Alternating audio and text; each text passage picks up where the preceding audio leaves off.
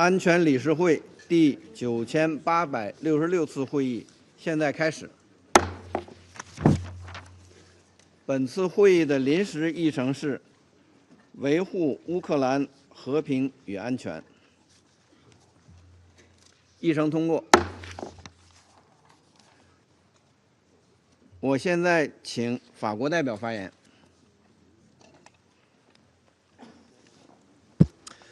Monsieur le Président,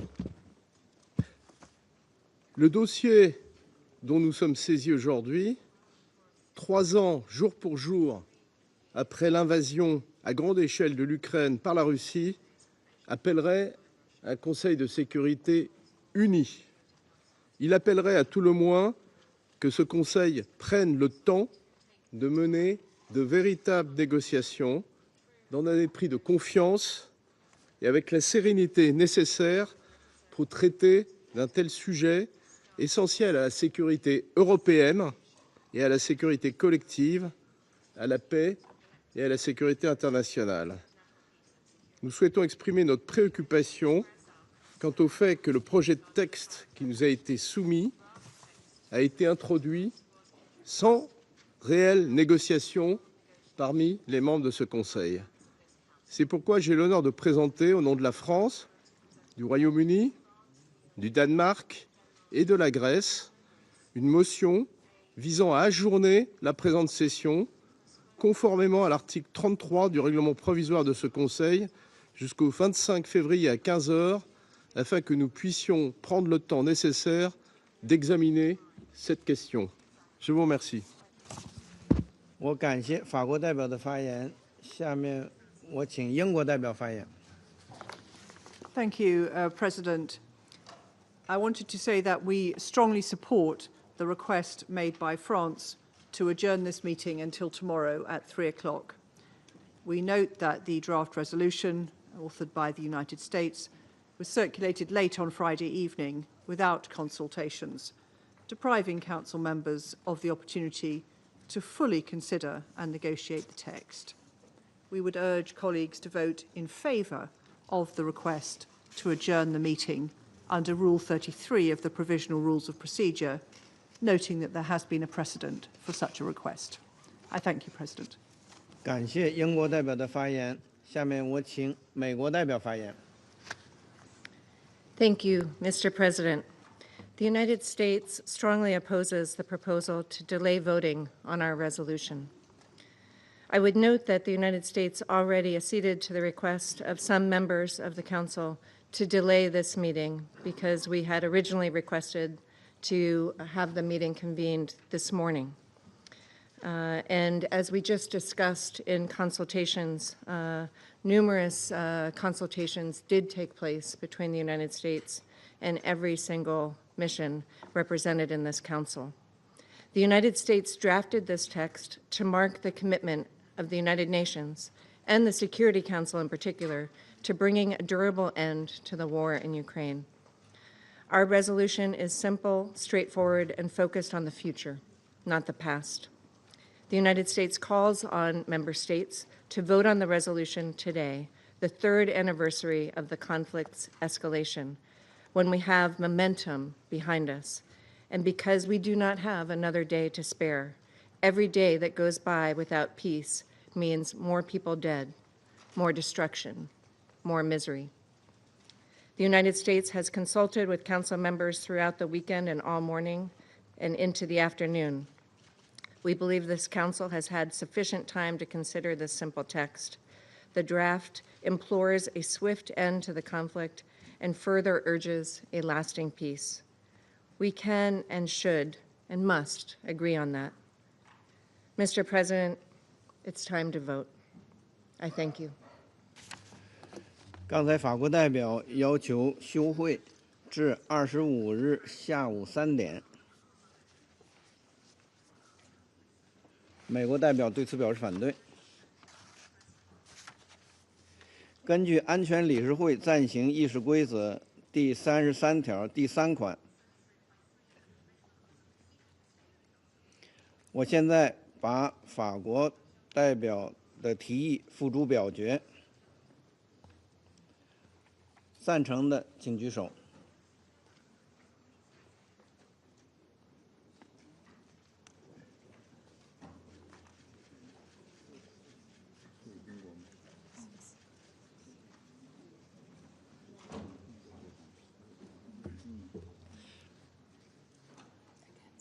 反对的请举手。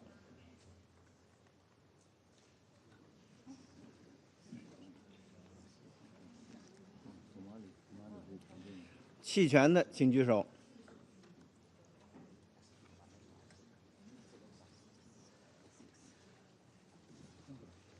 通过了吧？这算通过了吗？没通过。表决结果如下。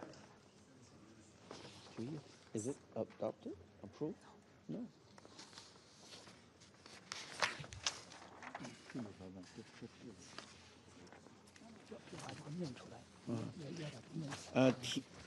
法国代表的提议，6票赞成，3票反对，6票弃权。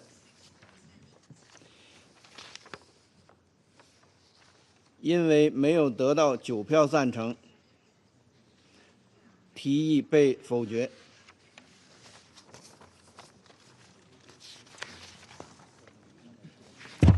那就这样开了。我们现在安全理事会现在开始审议议程项目2。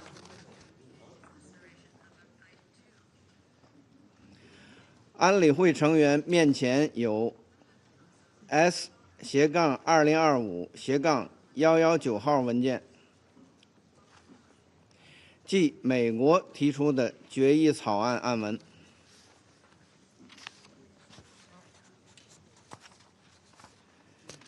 安理会现在准备对面前的决议草案进行表决。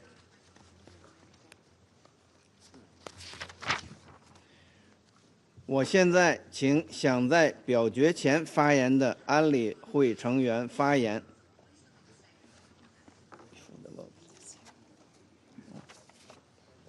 下面我请美国代表发言。Thank you, Mr. President. And I would like to thank the presidency for scheduling this meeting today. Today, we stand on the precipice of history with a solemn task, creating conditions to end the bloodiest war on the European continent since the successive cataclysms that spurred the creation of this council. In June of 1945, the nations of the world stood together, bloodied from 2 brutal wars, and made a decision. On the day we signed the UN Charter, we cast aside despair and chose hope. We set aside hatred and chose reason. And most importantly, we turned away from the death march of war and charted a path to peace. It is time for us to bring the UN, and specifically the Security Council, back to its original purpose, the maintenance of international peace and security, including the peaceful settlement of disputes. Let us now step up as Council members to chart a path forward so that the Security Council can do its job and end the horror. Generations of Ukrainians and Russians have died, husbands who will never return home to their wives, children will never find the arms of their mothers, parents who will never again see their sons and daughters. The scale of the suffering is staggering. The war has also brought the world closer to a nuclear confrontation, once again raising the specter of fire, ash, and total destruction. Thus, it is our responsibility as UN Security Council members to help end the agony and pull ourselves back from the brink. Continuing to engage in rhetorical rivalries in New York may make diplomats feel vindicated, but it will not save souls on the battlefield. Let us prove to ourselves and to our citizens that we can come together and agree on the most basic principles. Let us show one another that the bold vision of peace that once pulled us out of hell can prevail. Our draft resolution is elegant in its simplicity, a symbolic, simple first step toward peace. The 3 brief paragraphs echo the spirit of the UN Charter and must, as in 1945, affirm that this war is awful, that the UN can help end it, and that peace is possible. We hear our European colleagues when they say they want a durable peace, but not at any cost. Mr. President, to them I would say, rest assured that we too seek this durable peace, and we would remind these colleagues that this resolution is not a peace deal, and it imposes no costs.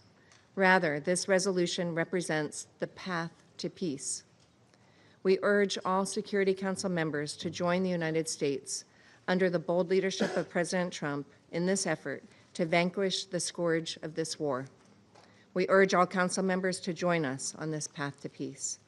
As a final note, the United States has called this meeting, which has already, with U.S. assent, been rescheduled once. I thank you, Mr. President. 我感谢美国代表的发言。下面我请英国代表发言。 We are introducing amendments on behalf of Denmark, Greece, France, Slovenia, and the United Kingdom. There can be no equivalence between Russia and Ukraine in how this Council refers to this war. Russia chose to launch a war of aggression against a sovereign state, costing hundreds of thousands of lives. The Council must be clear on this to find a path to a sustainable peace. We must also be clear that peace must respect the UN Charter and Ukraine's sovereignty and territorial integrity within its internationally recognized borders. These are core principles.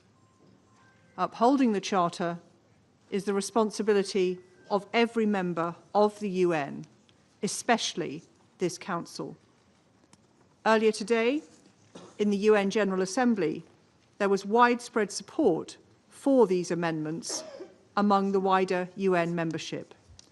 We would hope that all in this Council would be able to support similar language. As such, Mr. President, we request, first, to replace, I quote, the Russia-Ukraine conflict, unquote, in paragraph 1 with, quote, the full-scale invasion of Ukraine by the Russian Federation, end quote. Second, to insert a new preambular paragraph 3 to read as follows, quote, reaffirming its commitment to the sovereignty, independence, unity, and territorial integrity of Ukraine within its internationally recognized borders, extending to its territorial waters. Third, and to amend the operational paragraph so it would read, quote, implores a swift end to the conflict and further urges a just, lasting, and comprehensive peace between Ukraine and Russia in line with the UN Charter and the principles of sovereign equality and territorial integrity of states, end quote. I thank you, President. 我感谢英国代表的发言。下面我请法国代表发言。 Monsieur le Président, les amendements que nous proposons et que la représentante du Royaume-Uni vient de présenter visent à marquer notre attachement résolu, après 3 ans de guerre, pour une paix globale, juste et durable en Ukraine. Une paix qui doit avoir pour fondement la Charte des Nations Unies et le droit international. Une paix qui doit respecter la souveraineté, l'intégrité territoriale et l'indépendance de l'Ukraine. Une paix qui ne peut en aucun cas être synonyme de capitulation de l'agressé. Ces amendements visent aussi à rappeler qu'il y a dans ce conflit un agresseur et un agressé. Je rappelle qu'il y a 3 ans, jour pour jour, la Russie agressait brutalement un État souverain, l'Ukraine, qui ne la menaçait en rien et dont elle occupait déjà illégalement une partie du territoire depuis 2014. La France a déjà porté ce matin, avec 23 États membres de l'Union européenne et le Royaume-Uni, 3 amendements sur le projet de résolution déposé par les États-Unis d'Amérique à l'Assemblée générale. Elle restera pleinement engagée pour soutenir la Charte des Nations unies et ses principes et garantir que la paix que nous appelons de nos vœux pour l'Ukraine soit solide, durable et juste. Je vous remercie. 感谢法国代表的发言，下面我请俄罗斯代表发言。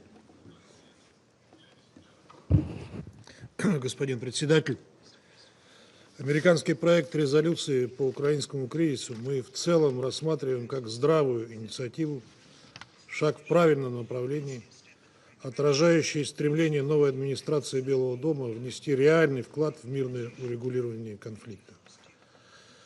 Ценим уже неоднократно высказанное президентом Трампом понимание того, что у украинского кризиса есть свои глубинные причины.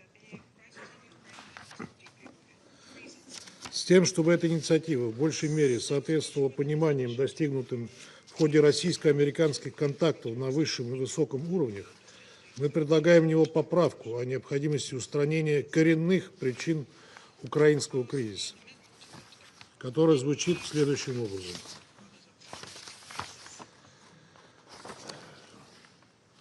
In the operative paragraph, after swift end of the conflict, insert including addressing its root causes. Без этого невозможно устойчивое и долгосрочное урегулирование, о котором говорится в единственном оперативном пункте документа. Мы также представляем вторую поправку, которая точнее бы отражала рассматриваемый пункт повестки Совета Безопасности и природу кризиса. Предлагаем в первом преамбульном пункте вести речь о конфликте вокруг Украины, а в единственном оперативном пункте об устойчивом мире на Украине. То есть, in preamble paragraph 1 replace Russian Federation-Ukraine conflict with conflict around Ukraine, and in the operative paragraph replace between Ukraine and the Russian Federation with in Ukraine. Не можем согласиться с интерпретацией конфликта как исключительно двустороннего противостояния, когда давно понятно, что руками киевского режима действуют его западные, прежде всего европейские спонсоры. Для них представлять это как российско-украинский конфликт – удобная картина мира, за которой комфортно скрыться. В противном случае им придется признавать свою неприглядную роль в генезисе украинского конфликта. Призываем членов Совета поддержать эти изменения. Что касается поправок, представленных европейскими странами, то они откровенно подменяют суть американского текста, превращая его в очередной антироссийский ультиматум в духе Бюргенштокского процесса. Мы будем голосовать против их принятия и призываем остальных поступить так же. Благодарю вас.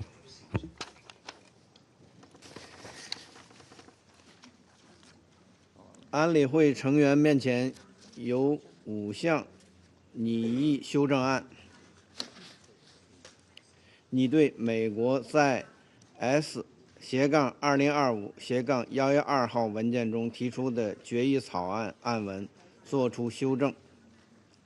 其中3项修正案由丹麦、法国、希腊、斯洛文尼亚和英国联合提出，2项修正案由俄罗斯提交。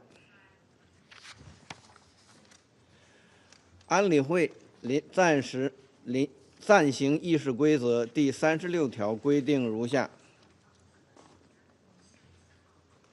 对于动议或决议草案，如有2个或2个以上的修正案，主席应决定这些修正案付诸表决的次序。一般而言，安全理事会应先就内容距离原提案实质最远的修正案进行表决，然后就次远的修正案进行表决，直至所有修正案都经表决为止。但当修正案对于动议或决议草案原文有所增删时，这个修正案应先付表决。因此，我准备首先把拟议修正案付诸表决。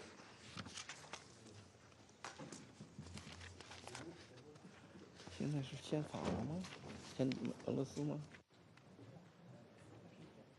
我现在将俄罗斯在 S-2025-118号文件中提出的对序言部分第一段和执行部分第一段的拟议修正案付诸表决。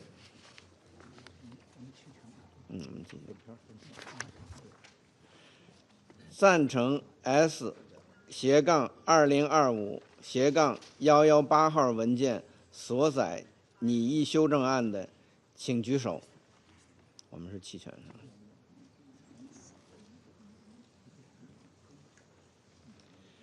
反对的，请举手。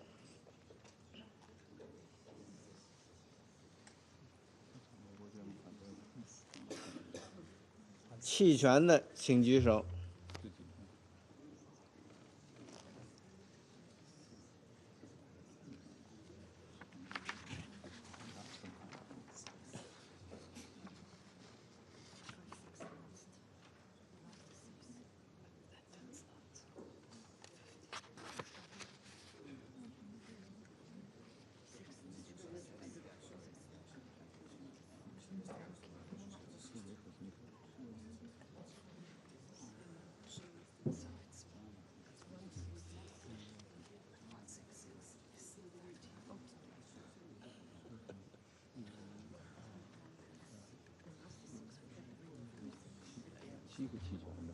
7个弃权。7。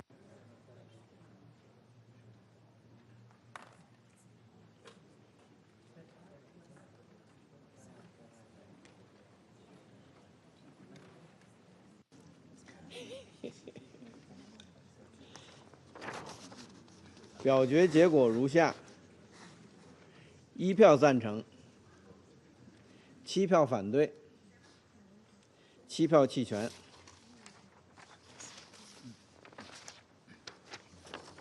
因为没有得到所需的票数，拟议修正案没有通过。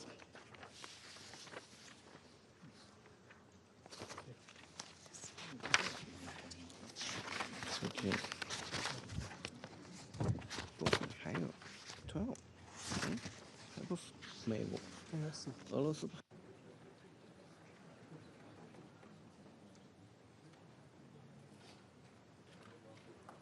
我现在将丹麦、法国、希腊、斯洛文尼亚和英国在 S-2025-114号文件中提出的对序言部分第一段的拟议修正案付诸表决。赞成 S-2025-114号文件所载拟议修正案的，请举手。咱这是咱是什么呀？弃权是吧？反对举手。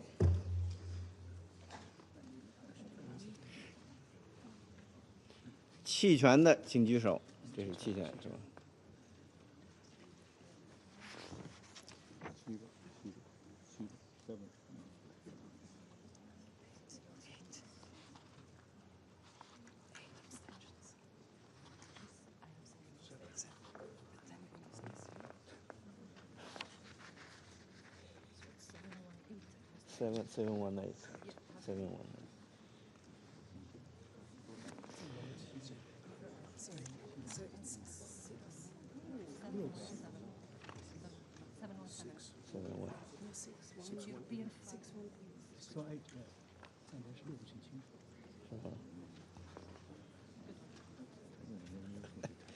？718.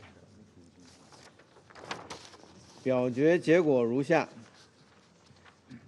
：6票赞成，1票反对，8票弃权。这通过了吗？没有，因为没有得到所需的票数，拟议修正案没有通过。这是115了哈。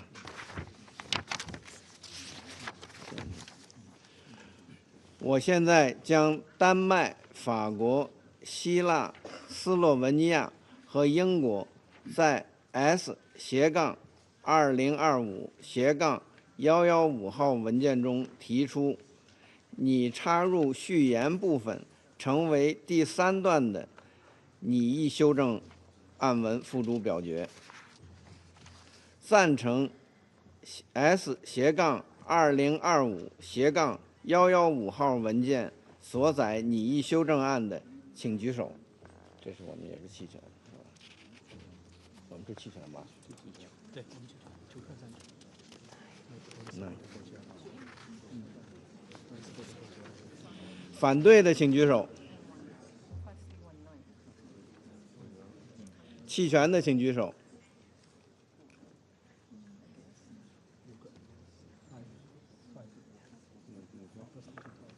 那这就是 veto。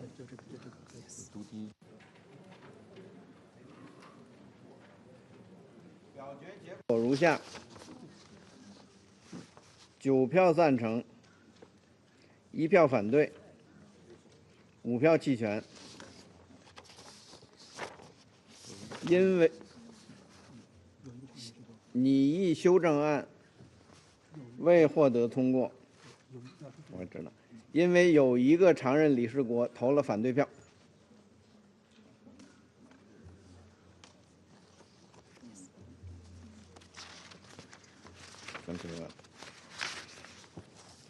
我现在将丹麦、法国、希腊、斯洛文尼亚和英国在 S/2025/116号文件中提出的对执行部分第1段的拟议修正案付诸表决。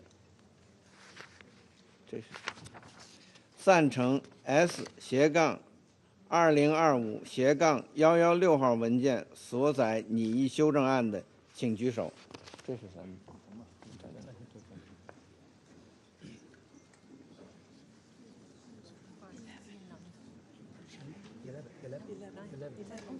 反对的请举手。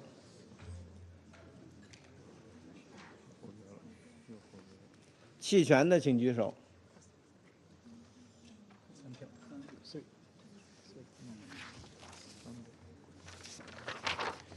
表决结果如下：11票赞成，1票反对，3票弃权。有1个常任理事国投了反对票，拟议修正案没有通过。下一个是专题看来。我现在将俄罗斯在 S/2025/117号文件中提出的对执行部分第1段的拟议修正案付诸表决。赞成 S/2025/117号文件所载拟议修正案的，请举手。这我们赞成。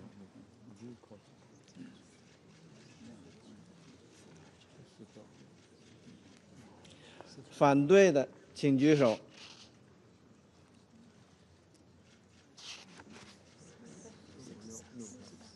OK， 弃权的请举手。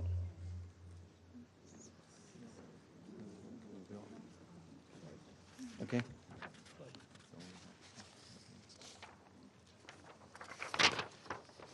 表决结果如下：4票赞成，6票反对，5票弃权。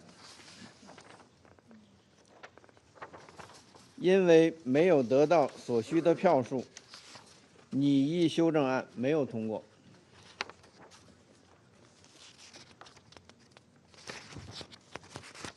What is it? 这29 OK 这 OK。我认为安理会已准备好就美国在 S-2025-112号文件中提出并说没有的决议草案进行表决。我现在将决议草案付诸表决。赞成 S-2025-112号文件所载决议草案的，请举手。举手。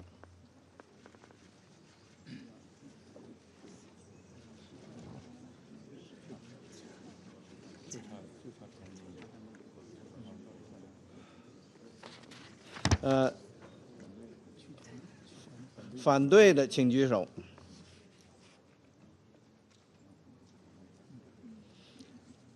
弃权的请举手。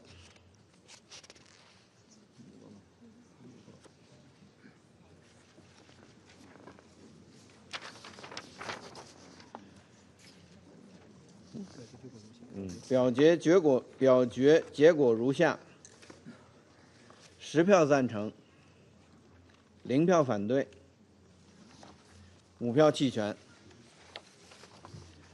决议草案获得通过，成为第2774（2025号决议。要敲锤吗？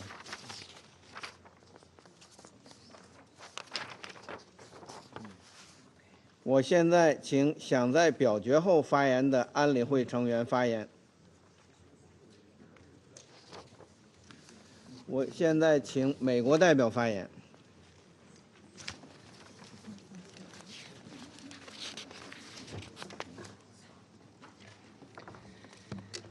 Thank you, Mr. President.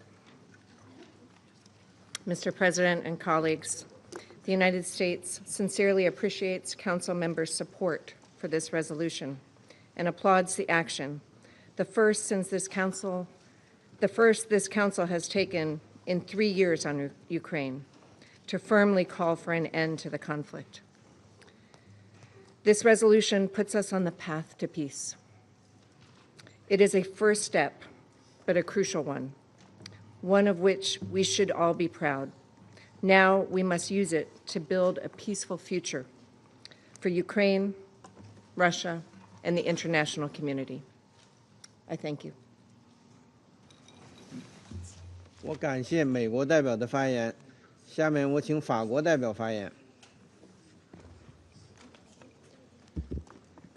Monsieur le Président, la France n'a pas voté en faveur du projet de résolution présenté par les États-Unis. En effet, si elle est pleinement engagée pour la paix en Ukraine, elle appelle à une paix globale, juste et durable, et certainement pas à la capitulation de l'agressé. Nous appelons à une paix qui devra avoir pour fondement la Charte des Nations Unies et le droit international. Elle devra marquer une distinction claire entre l'agresseur, à savoir la Russie, et l'agressé, l'Ukraine. Il n'y aura pas de paix et de sécurité nulle part si les agressions sont récompensées et si la loi de la jungle l'emporte. La paix que nous appelons de nos vœux devra respecter la souveraineté, l'intégrité territoriale et l'indépendance de l'Ukraine. Je vous remercie. 我感谢法国代表的发言，下面我请英国代表发言。Thank you, President. Today marks 3 years since Russia's unprovoked, full-scale invasion of Ukraine.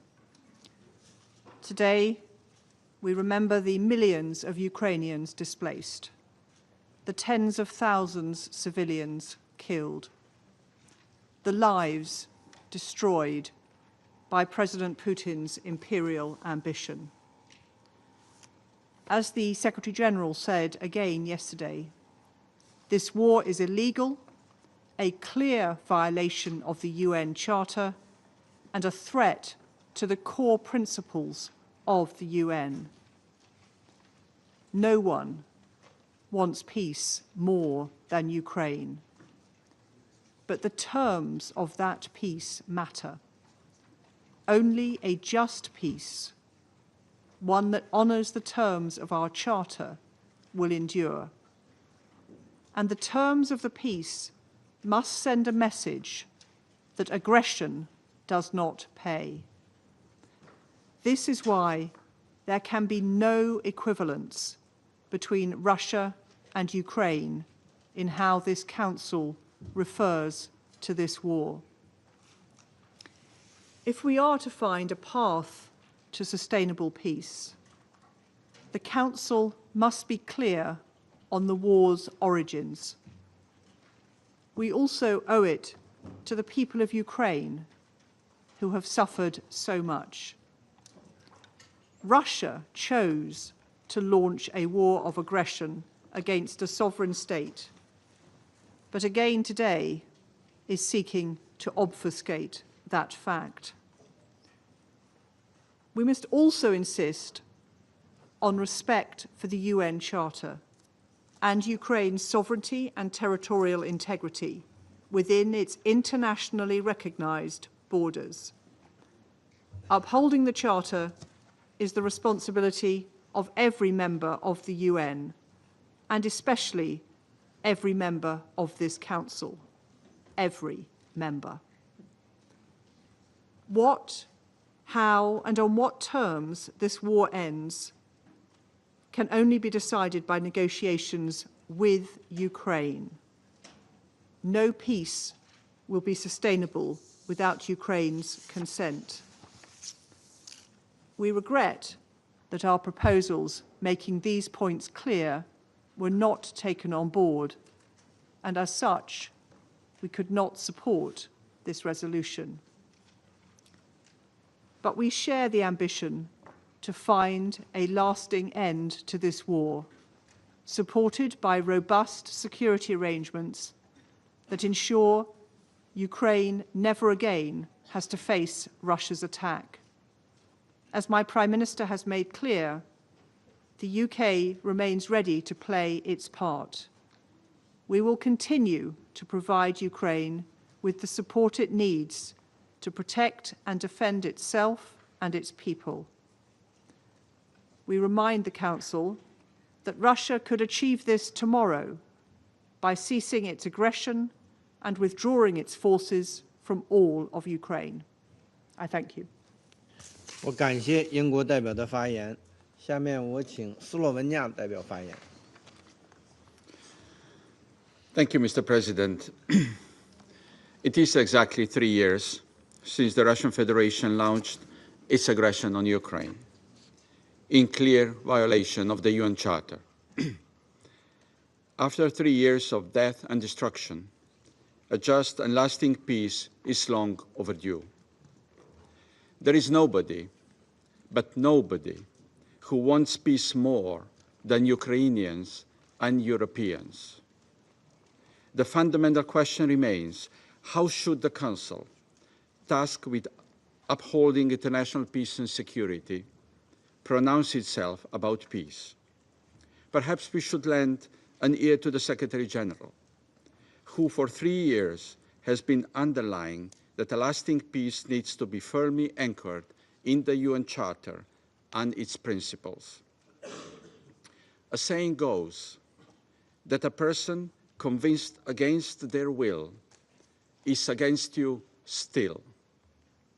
There will be peace, but it needs to be just, and it needs to last. We understand and respect the aim of the US resolution, to set in motion a path leading to peace, to agree on a baseline leading to peace negotiations. We fully support this aim. However, for us it is vital to determine the frame accompanying any peace negotiations at the very outset. If you don't know where you're going, any road will lead you there. The least we should be able to agree is for the peace negotiations to be conducted within the frame of principles of the UN Charter, including its principle of sovereign equality and territorial integrity of states. And this was the aim of our proposed amendments, to align ourselves with principles of the UN Charter as well as with clearly expressed message sent this morning from the General Membership to the Security Council. Unfortunately, the text we voted on fell short of our minimum requirements. Mr. President, Slovenia recognizes that this Council is finally moving towards its primary task with regard to the war on Ukraine, ensuring a just and lasting peace. Slovenia has been calling for peace in Ukraine for a long time. We hope to soon continue our work towards a resolution on Ukraine that reflects the views of the countries from the region. Thank you. 我感谢斯洛文尼亚代表的发言。下面我请丹麦代表发言。Mr. President, for all states, large and small, the UN Charter is more than a promise. It is protection. It is a bedrock of global security. Protection of our sovereignty, territorial integrity, and independence. Protection from a world where the strong do what they can and the weak suffer what they must. That is why we must stand up against aggression whenever and wherever it occurs. Why we must uphold the purposes and principles of the UN Charter. That is why we have stood with Ukraine for 3 years. For Denmark, these principles are non-negotiable. We entered this council with a promise to stand up for international law. We intend to keep that promise. Colleagues, let there be no doubt, no one wants peace more than Ukraine. Denmark welcomes efforts and shares the ambition to bring this senseless war to an end, for this council to uphold its responsibility. But peace must be on the right terms. Regrettable, today's resolution falls far short of that vision. We need to reject the false equivalence between aggressor and victim. We need to reaffirm our commitment to Ukraine's sovereignty and territorial integrity. We need a peace that is comprehensive, just and lasting, and in line with the UN Charter. Our amendments sought to address these issues. They represented the minimum that we believe we should all support. For these reasons, Denmark abstained on today's resolution. Mr. President, let me conclude by directly addressing the people of Ukraine. Denmark stands with you. We stand by your right to freely choose your future, to chart your own path, to simply exist. Denmark will not impose a peace upon you. We will work with you. We will support you. I thank you. 我感谢丹麦代表的发言。下面我请韩国代表发言。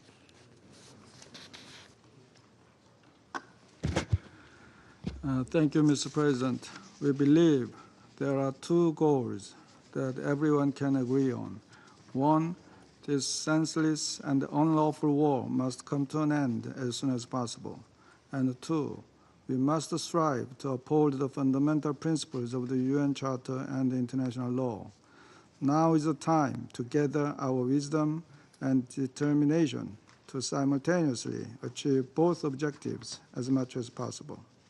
In this light, the Republic of Korea voted in favor of the amendments proposed by 5 European countries, and we voted in favor of the draft resolution proposed by the United States. Although it is regrettable that the amendments we supported were not reflected. This war of aggression, waged by a permanent member of the Security Council, Russia, against a sovereign state, and the deadliest in Europe since World War II, has tragically claimed countless innocent lives and caused widespread destruction to the critical infrastructure of Ukraine. And this war is also shaking the structural foundations of the international order and the rules and norms that underpin it. The Security Council adopted this resolution of historic significance today, emphasizing the international community's aspiration for the swift end of the war, while also urging lasting peace between Ukraine and Russia. In this connection, We hope that the adoption of this resolution will provide an opportunity for all relevant parties to further accelerate diplomatic efforts to achieve just, sustainable, and comprehensive peace and stability. The Republic of Korea will firmly support all these efforts and also reaffirms our commitment to standing with the Ukrainian people as they persevere over the current hardship and rebuild their proud nation. I thank you, Mr. President. 我感谢韩国代表的发言，下面我请圭亚那代表发言。Mr. President, Guyana acknowledges the efforts of the United States aimed at achieving a peaceful resolution to the 3-year-old war in Ukraine. At the outset, Guyana stresses the importance of an inclusive and transparent path to that end, involving all concerned parties. Mr. President, Guyana believes that the resolution just adopted is an important step towards a peaceful end of the war. Notwithstanding, my delegation believes there would have been added value in affirming support for the principles and purposes of the Charter, particularly the obligation of member states to refrain from the threat or use of force against the territorial integrity or political independence of any state. This is the reason that Guyana voted in support of the Third Amendment tabled by the delegations of the United Kingdom, France, Slovenia, Denmark, and Greece, since the proposal addressed this important priority, in addition to emphasizing a just and lasting peace. Notwithstanding the omission of this element, Guyana supported the text, recognizing that it is an important contribution toward efforts aimed at ending the war. Our support for the resolution was also premised on the understanding that whatever agreements are made to secure an end to this war will be consistent with the principles and purposes of the UN Charter. As we have consistently reaffirmed, there is no military solution to this conflict. Therefore, as the parties move towards implementation of this resolution, Guyana urges the prioritization of dialogue and diplomacy as the only viable path to peace. For its part, Guyana remains committed to engaging constructively with all members of this Council and in any other diplomatic efforts that can secure a just and lasting peace between Ukraine and the Russian Federation. I thank you. 感谢圭亚那代表的发言，下面请巴基斯坦代表发言。Thank you, Mr. President. Pakistan has voted in favor of the US-sponsored resolution, The Path to Peace. This is in line with Pakistan's clear and consistent position on the conflict in Ukraine and our repeated calls for immediate cessation of hostilities and a negotiated settlement of this conflict. Mr. President, Pakistan remains deeply concerned by this tragic conflict, which now entering its 4th year has already left in its wake immense human suffering and massive damage to infrastructure, economy, and society. Apart from escalating geopolitical tensions, the economic consequences of this conflict have been particularly severe, especially for the large majority of developing countries who have been advocating peaceful resolution of this conflict through dialogue and diplomacy. However, even as the security, humanitarian, and economic crisis has intensified, the pursuit of peace has so far remained largely absent and elusive. A different approach was perhaps required. We therefore support this resolution's general call for pacific settlement of dispute and for bringing a swift end to this conflict in a manner that ensures lasting peace between Russia and Ukraine. This is a process that may be difficult and complicated, as with any such process, but 3 years since the start of this conflict, it is time for such a process to take hold. In this context, Mr. President, I would like to make the following points. First, peace is a common goal. It is through a collective, inclusive, and comprehensive approach that we can best achieve this goal. Second, the UN Charter and its principles should unequivocally serve as the North Star for all member states, especially in matters of international peace and security. Pakistan's position on this and other conflicts is based on adherence to the principles of self-determination for peoples, respect for sovereignty and territorial integrity of states, and non-acquisition of territory by threat or use of force. These principles must be respected and applied universally and consistently without any selectivity or double standards. Third, in today's interconnected world, confrontation and severance of communication cannot and should not be opted as an alternative to cooperation and dialogue. We are encouraged that efforts to bring an end to this conflict have gathered broader support. In this context, we take note of the recent high-level contacts between the leadership of the United States and the Russian Federation.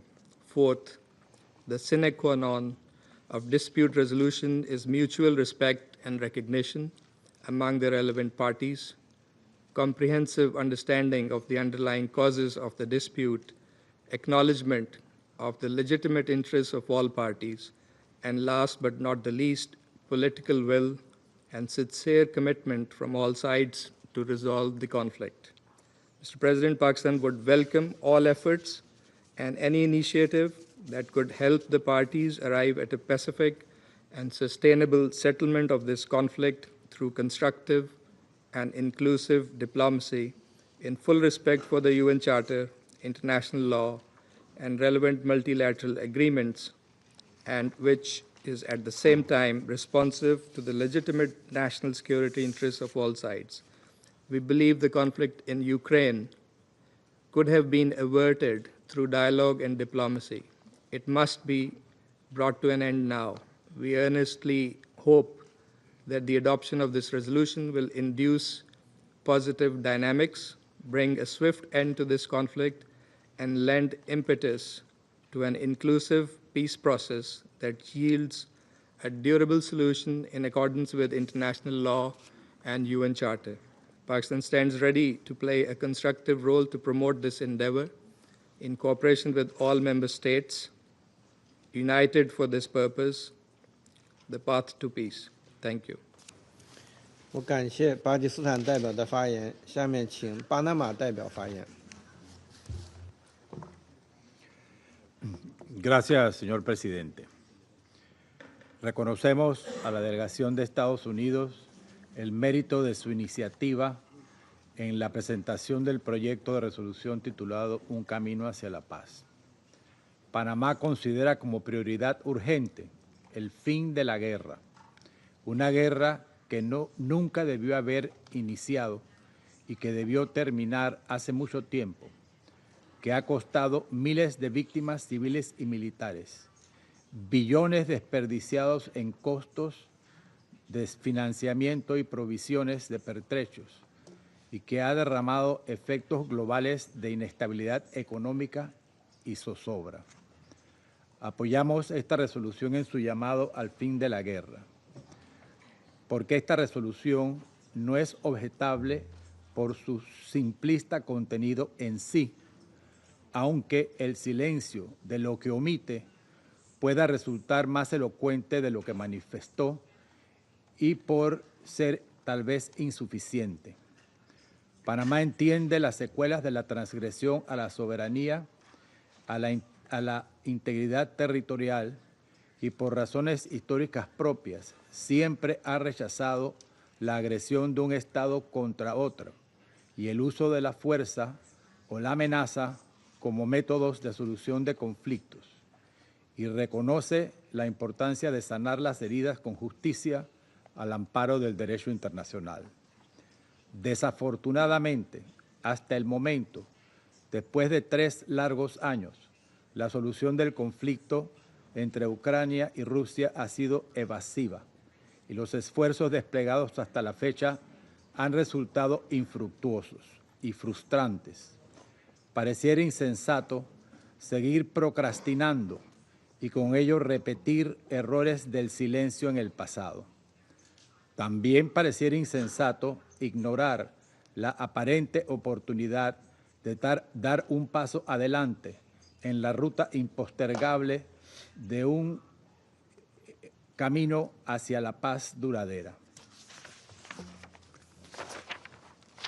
En este sentido, exhortamos a que las estrategias de negociación con el objetivo de poner fin al conflicto armado entre Rusia y Ucrania recojan ahora en los acuerdos formales que se celebren términos, condiciones, compromisos y seguridades que se encaminen hacia el establecimiento de una paz que para todos sea justa y por lo tanto duradera, con respeto a los principios de la Carta de las Naciones Unidas y con garantías suficientes a la seguridad futura de Ucrania.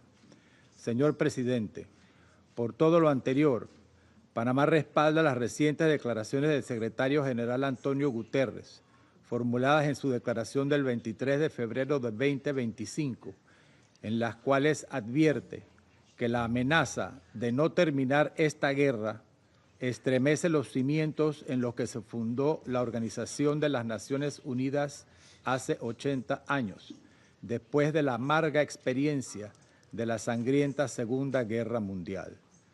Nuestro voto a favor de esta resolución tuvo como objetivo contribuir a que todas las partes cesen cuanto antes las hostilidades en el camino hacia una paz justa e inclusiva. Panamá reitera su apoyo a todos los esfuerzos que permitan de manera constructiva finalizar esta guerra de una vez por todas. Muchas gracias. 感谢巴拿马代表的发言。下面请阿尔及利亚代表发言。 شكرا سيد الرئيس.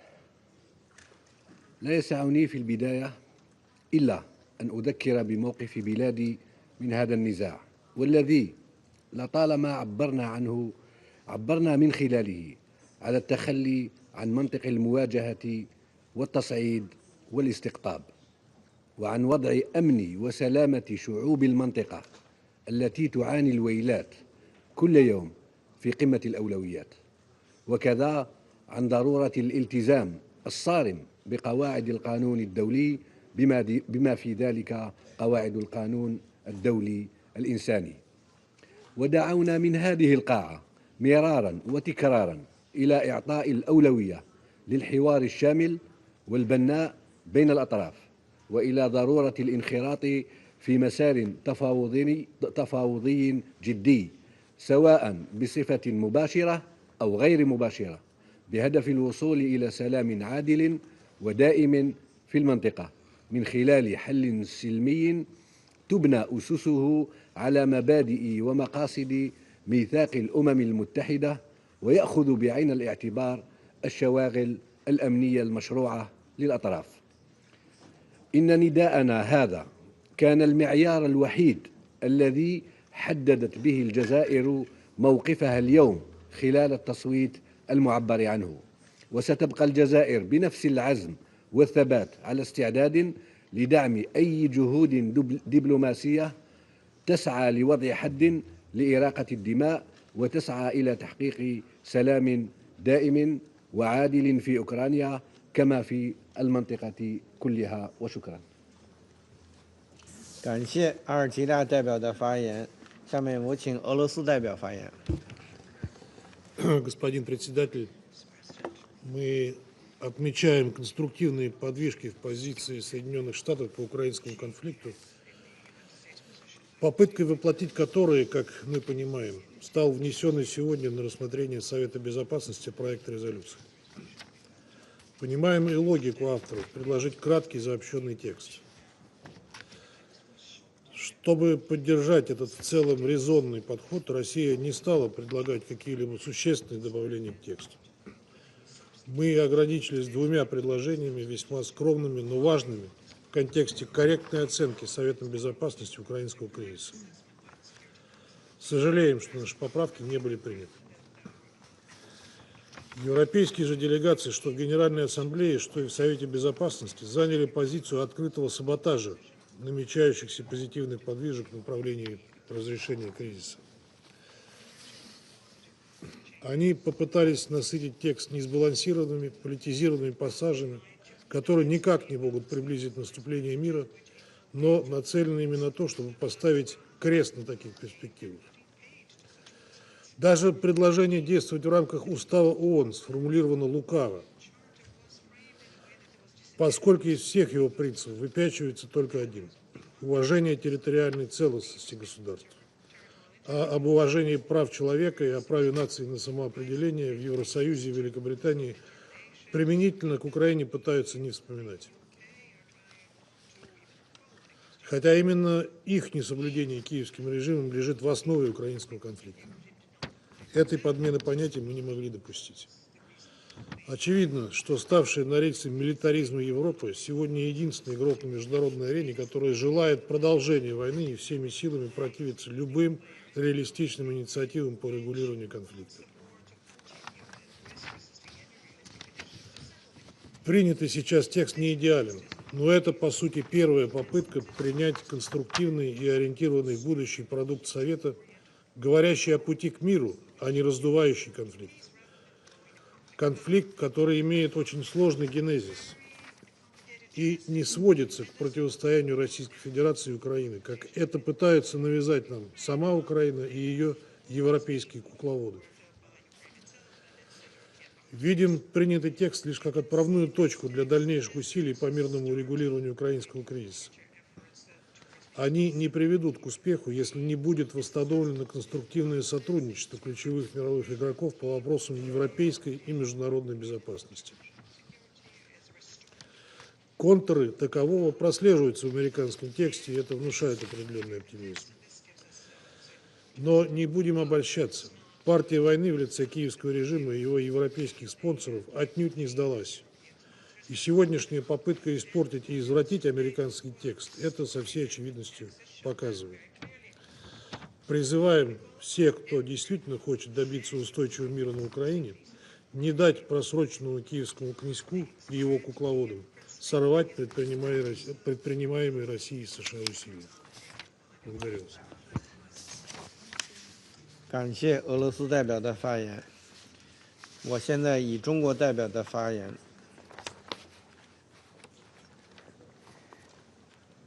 各位同事，对于美国提出的决议草案，以及英国、俄罗斯等提出的修正案，中方刚才的投票立场，体现了我们在乌克兰问题上的一贯的原则和主张。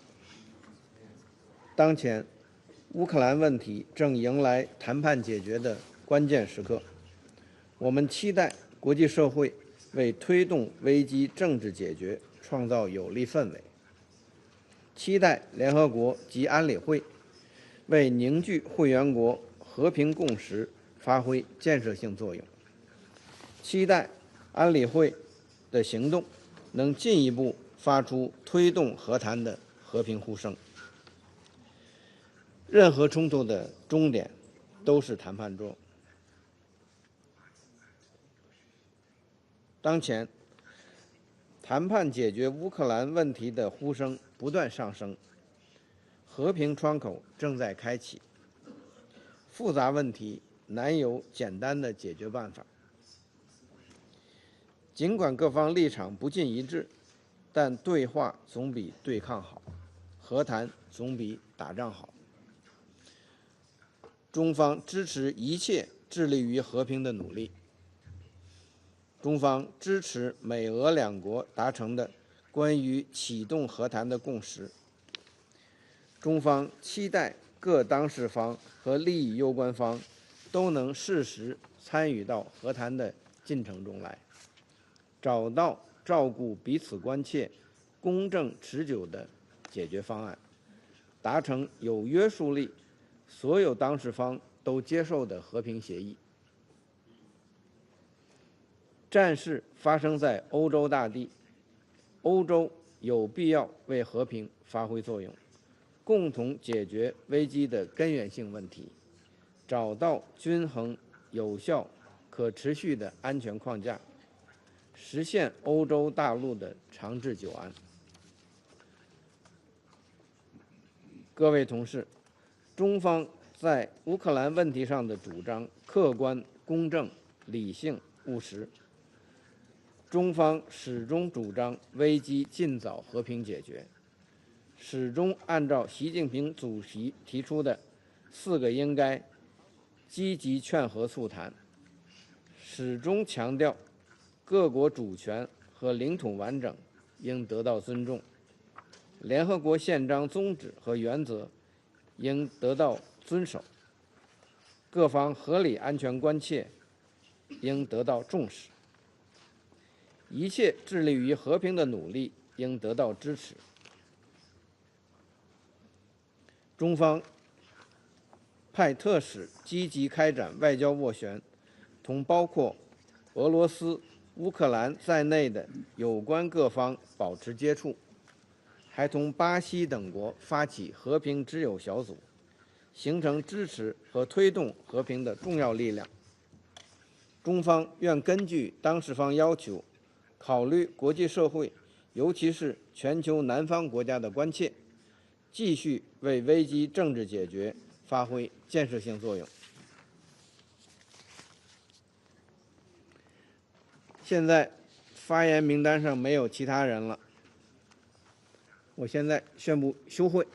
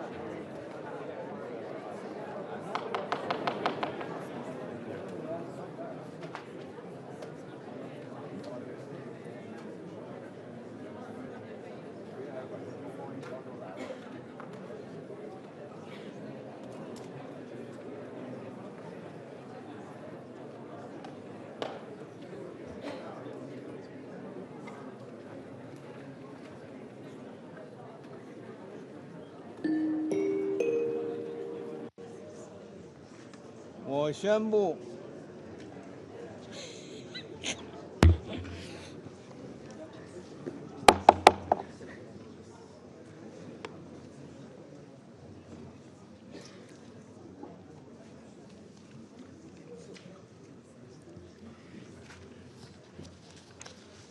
布安全理事会第9867次会议现在开始。本次会议的临时议程是维护乌克兰和平与安全。议程通过。我热烈欢迎尊敬的各位部长和其他高级别代表光临安理会会议厅。你们的出席凸显了会议所讨论议题的重要性。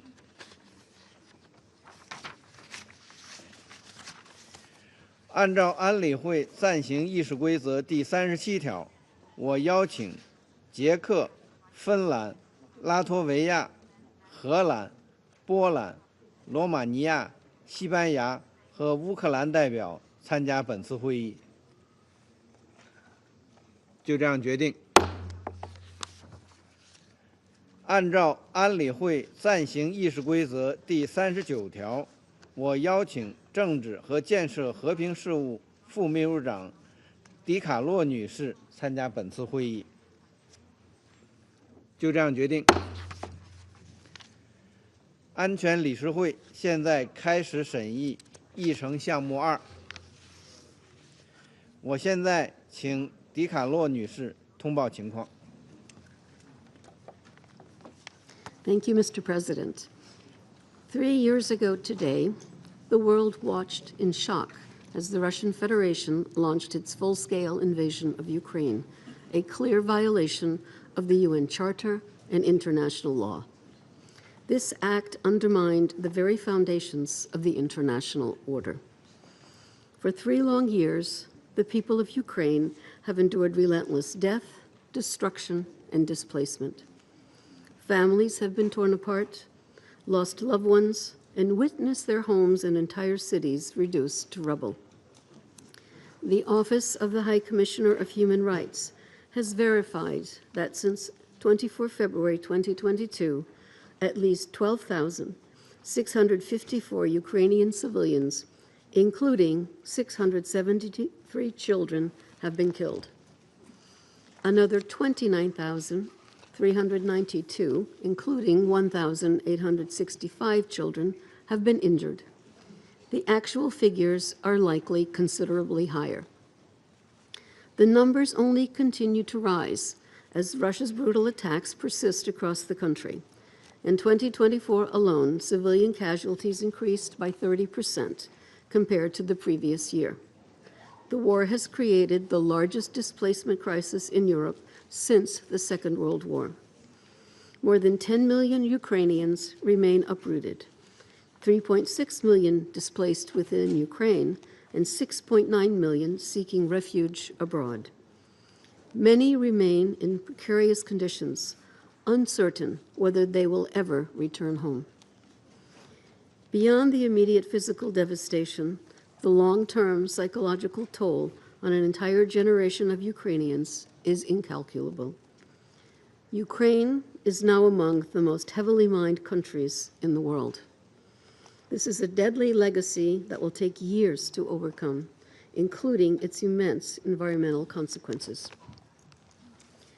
The massive destruction of civilian infrastructure impacts millions. For 3 consecutive winters, repeated strikes on the energy grid have left communities without power, heating, or other essential services.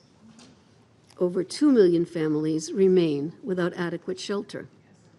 At least 790 attacks have damaged or destroyed medical facilities. This has put the lives of countless patients at risk, with medical professionals struggling to work under extreme circumstances. In 2024 alone, attacks on medical facilities tripled compared to the previous year. The education system has also been decimated. More than 3,600 schools and universities have been damaged, preventing 600,000 children from attending classes in person. Last year, attacks on educational facilities surged by 96% compared to 2023. Mr. President, over the past 3 years, the conflict has also escalated and expanded, not only across Ukraine, but into parts of the Russian Federation.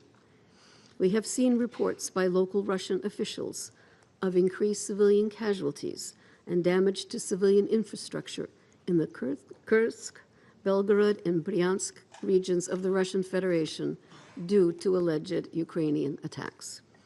It cannot be said often enough. Attacks against civilians and civilian infrastructure violate international humanitarian law. They are unacceptable no matter where they occur. The war's impact is also felt globally as it destabilizes economies, disrupts food security, and threatens international peace. The further internationalization of the conflict is deeply alarming, particularly with the reported deployment of troops from the Democratic People's Republic of Korea into the conflict zone. Moreover, the risk of a nuclear incident remains unacceptably high.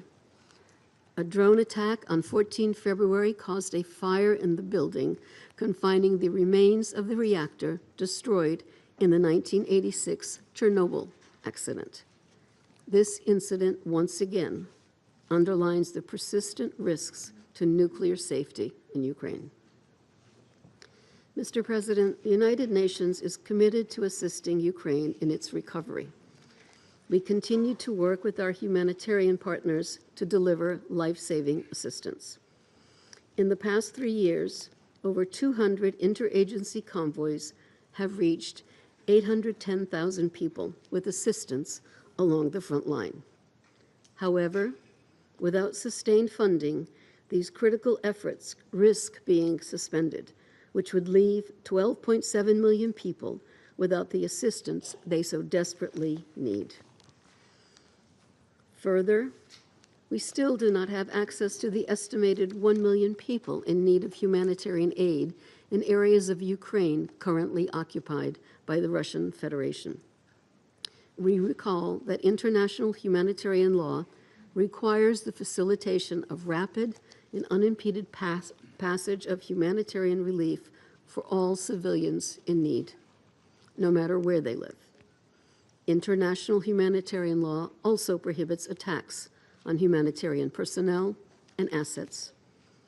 And since February 2022, 25 aid workers have been killed in the line of duty and 86 others injured.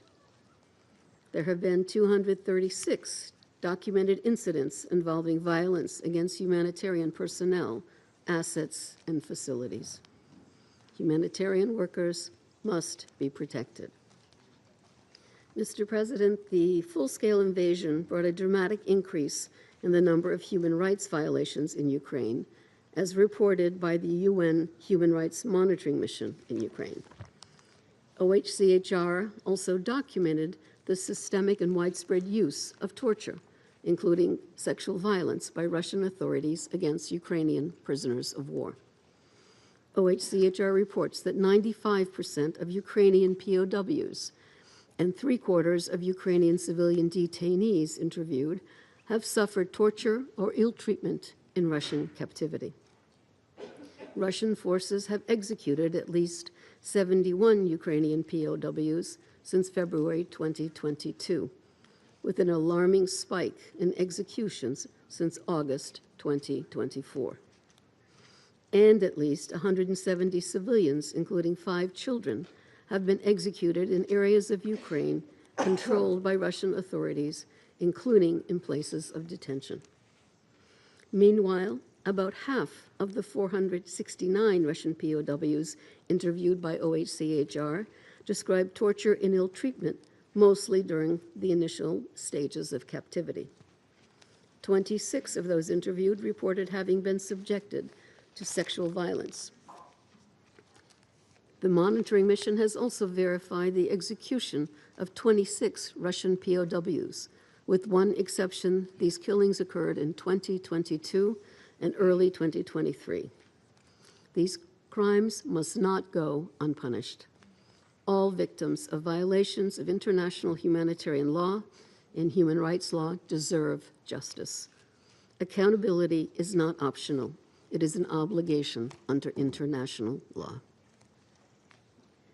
Mr. President, in its only consensual decision concerning Ukraine since the full-scale invasion, the presidential statement of 6 May 2022, the Security Council recalled that member states have undertaken, under the Charter of the United Nations, the obligation to settle their international disputes by peaceful means.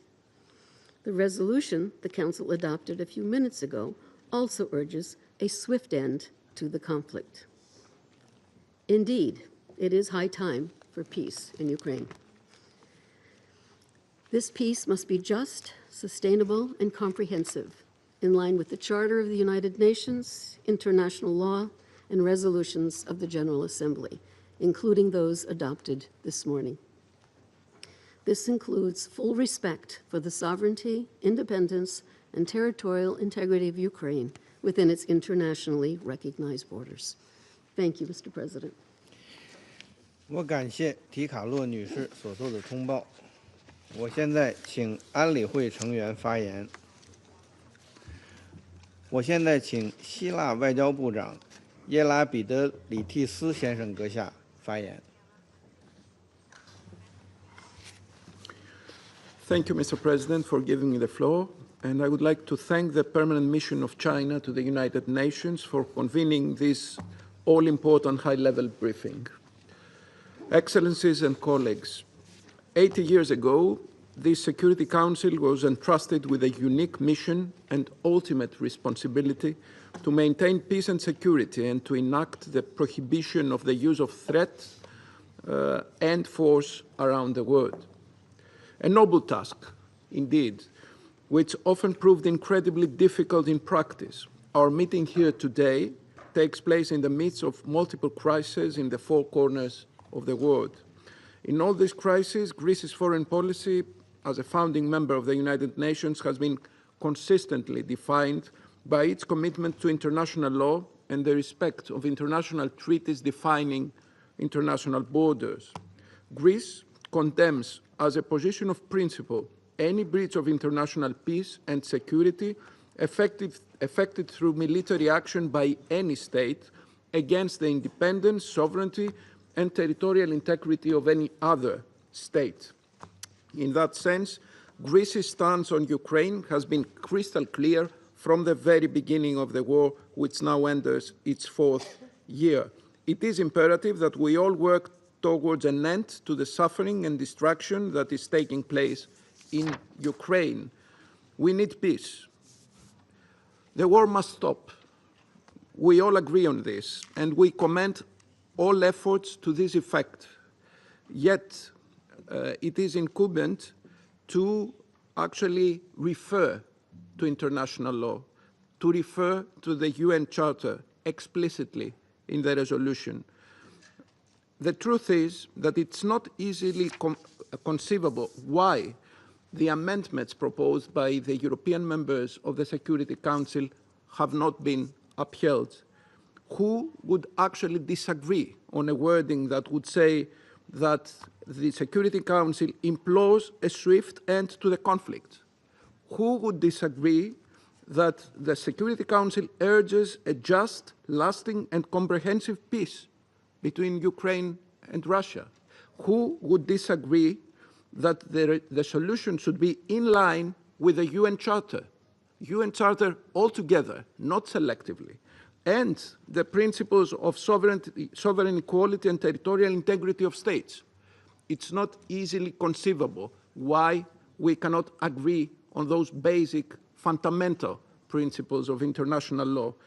And if these Security Council chambers are to be meaningful, we need to reiterate in any possible occasion the fundamentals of the United Nations. This was actually the message delivered a few hours ago by the General Assembly with the adoption of the new resolution on advancing a comprehensive, just and lasting peace in Ukraine. Excellencies and colleagues, the country I have the honor to represent today has consistently been an ardent proponent of peace. It is therefore evident that during any peace undertaking henceforth, Greece will support, as best as it can, efforts which could lead to a comprehensive, fair, and lasting peace, and which would guarantee a better future for the people of Ukraine. I thank you. 我感谢伊拉比德里蒂斯先生阁下的发言。下面我请丹麦外交政策国务秘书马孔女士阁下发言。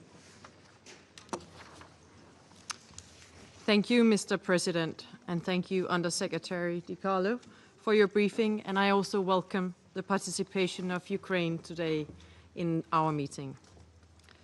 Exactly 3 years ago, as this Council met in an emergency meeting, as the Secretary General appealed directly to President Putin, Russia launched its full-scale invasion of Ukraine. It did so in clear violation of the UN Charter, in continuation of what it started in 2014. Mr. President, what followed was and continues to be a long and brutal war, a war that has caused and continues to cause tremendous human suffering. Hundreds of thousands killed, almost 13 million people in humanitarian need, millions displaced. Attacks on homes, hospitals, schools, and critical energy infrastructure continue unabated. Just this weekend, cities across Ukraine were bombarded by massive drone attacks. This morning, we gathered in the General Assembly in solidarity with Ukraine to adopt their resolution and to confirm our commitment to the United Nations Charter. Denmark voted in favor of that resolution. Indeed, so did a widespread number of member states. Let there be no doubt, and we have said that before, no one wants peace more than Ukraine. Today, the international community reiterated that call for a lasting peace in Ukraine, based on the purpose and principles of the UN Charter, in full respect of Ukraine's sovereignty and territorial integrity. It is simply astounding that today, in the 21st century, we must fight for these basic rules, fundamental rules that we all agreed to nearly 80 years ago. Mr. President, what is needed is not just the absence of war. What is needed is a just, a fair peace that does not reward the aggressor and does not punish the victim. We must not undermine international law, territorial integrity, or the sovereignty of an independent country. International law and the UN Charter are our strongest safeguard against a world where might makes right. They are principles that all of us have a duty to protect and to defend. They are the essence of the UN Charter, of this very organization. Mr. President, Denmark welcomes conversations about peace for Ukraine and with Ukraine. Peace talks that can lead to a comprehensive, just and lasting peace. We need a peace where Ukraine does not have to live in fear and insecurity. A peace where no one wonders which country is next in line. A peace where the right security guarantees will prevent another devastating aggression. This war was imposed on Ukraine, but it has now first and foremost become about Ukraine's right to independently decide its own future. Ukraine is a European country, part of the European family, at the heart of Europe. Therefore, this war is inherently also about European security and freedom. Europe has been supporting Ukraine from day one, and in Europe we are boosting our support for Ukraine even more. We want to ensure that this harrowing war does not repeat itself in the near future. Mr. President, I repeat the message that you will heard Ukrainian and European colleagues voice on multiple occasions, messages that sadly bear repeating today. Nothing about Ukraine without Ukraine. Nothing about European security without Europe. The importance of this message simply cannot be overstated. It's the only way we will succeed in creating a peace that will actually last. I truly believe that this is in the interest of everyone around this table, too. In closing, Mr. President, the suffering can end today if Russia stops its illegal, full-scale war. The people of Ukraine are counting on us. We cannot let them down. They cannot look to the UN and see their futures compromised, their country carved up, their borders redrawn. They deserve peace and prosperity. Let this be the last year we gather at the UN to mark another anniversary of this senseless war. Let 2025 be the year that the war is brought to a just end for good. I thank you. 我感谢马孔女士阁下的发言。下面我请斯洛文尼亚代表发言。Thank you, Mr. President. And I would like to thank Undersecretary General Rosemary DiCarlo for her briefing. And I want to welcome to the Chamber Deputy Minister of Ukraine. Mr. President, 3 years have passed since the Ukrainian people woke to a war being brutally imposed on them. After 3 years of intense fighting, this war must end. Yes, Undersecretary General DiCarlo, it is high time for peace in Ukraine.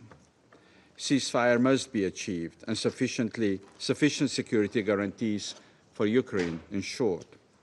Negotiations for a just and lasting peace must be held with Ukraine and the European Union at the negotiating table. The toll this war has taken on civilians is unbearable. Last year, the total number of civilians killed or injured was 30% higher than the year before. This is just one of the signs of how the war expanded and became deadlier throughout the year. In 2024, we have witnessed a number of escalations, including the active involvement of DPRK in the war. In recent months, Russia has launched some of its largest airstrikes, hitting schools, hospitals, energy infrastructure, and residential buildings. WHO reported that the casualties among health workers and patients nearly tripled compared to 2023.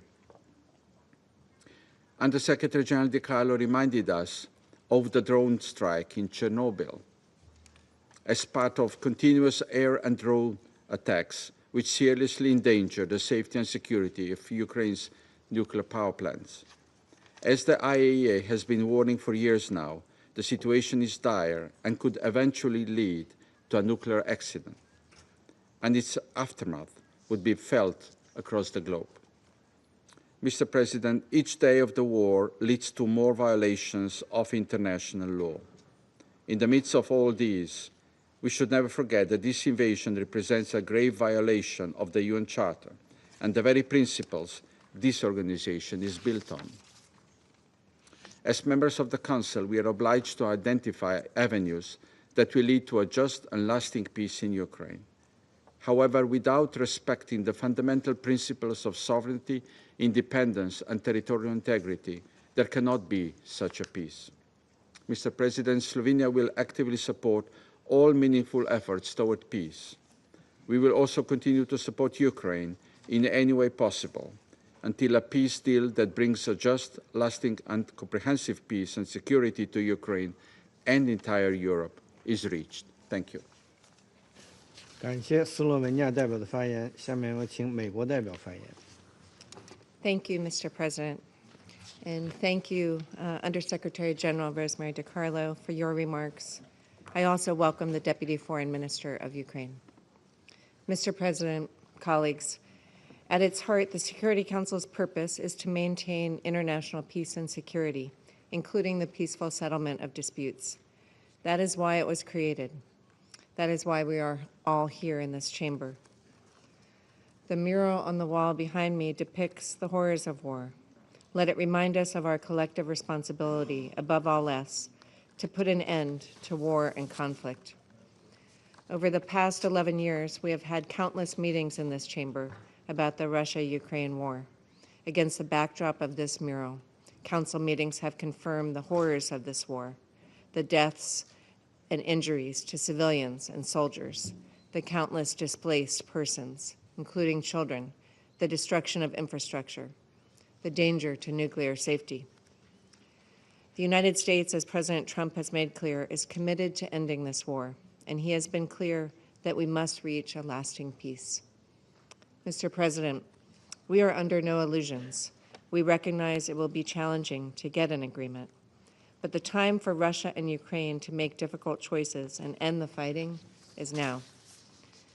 The United States has been in close contact with Ukrainian counterparts throughout this conflict, and we will continue to do so. In the past week, we have also opened a direct dialogue with Russia. As Secretary Rubio announced following discussions in Riyadh, the United States and Russia have committed to negotiating toward an end to the conflict that is enduring and acceptable to all of the parties engaged.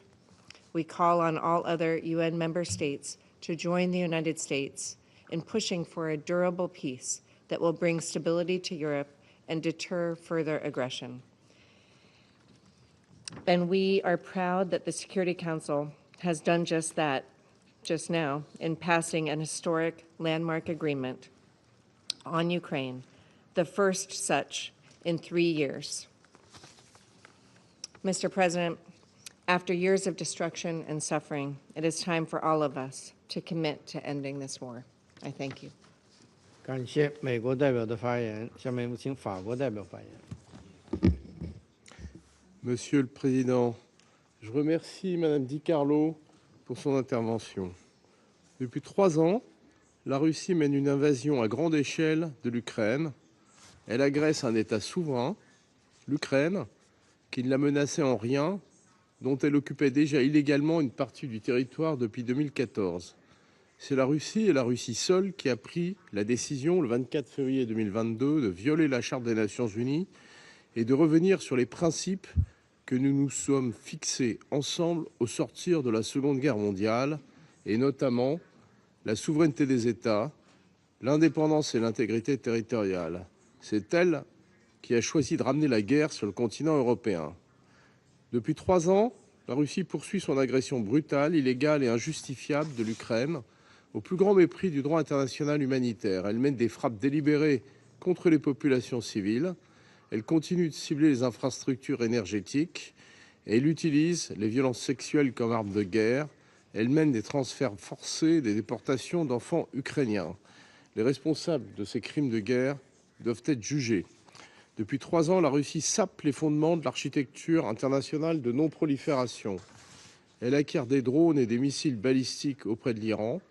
Elle se fournit en armes, munitions et missiles balistiques auprès de la Corée du Nord, en violation des résolutions de ce Conseil.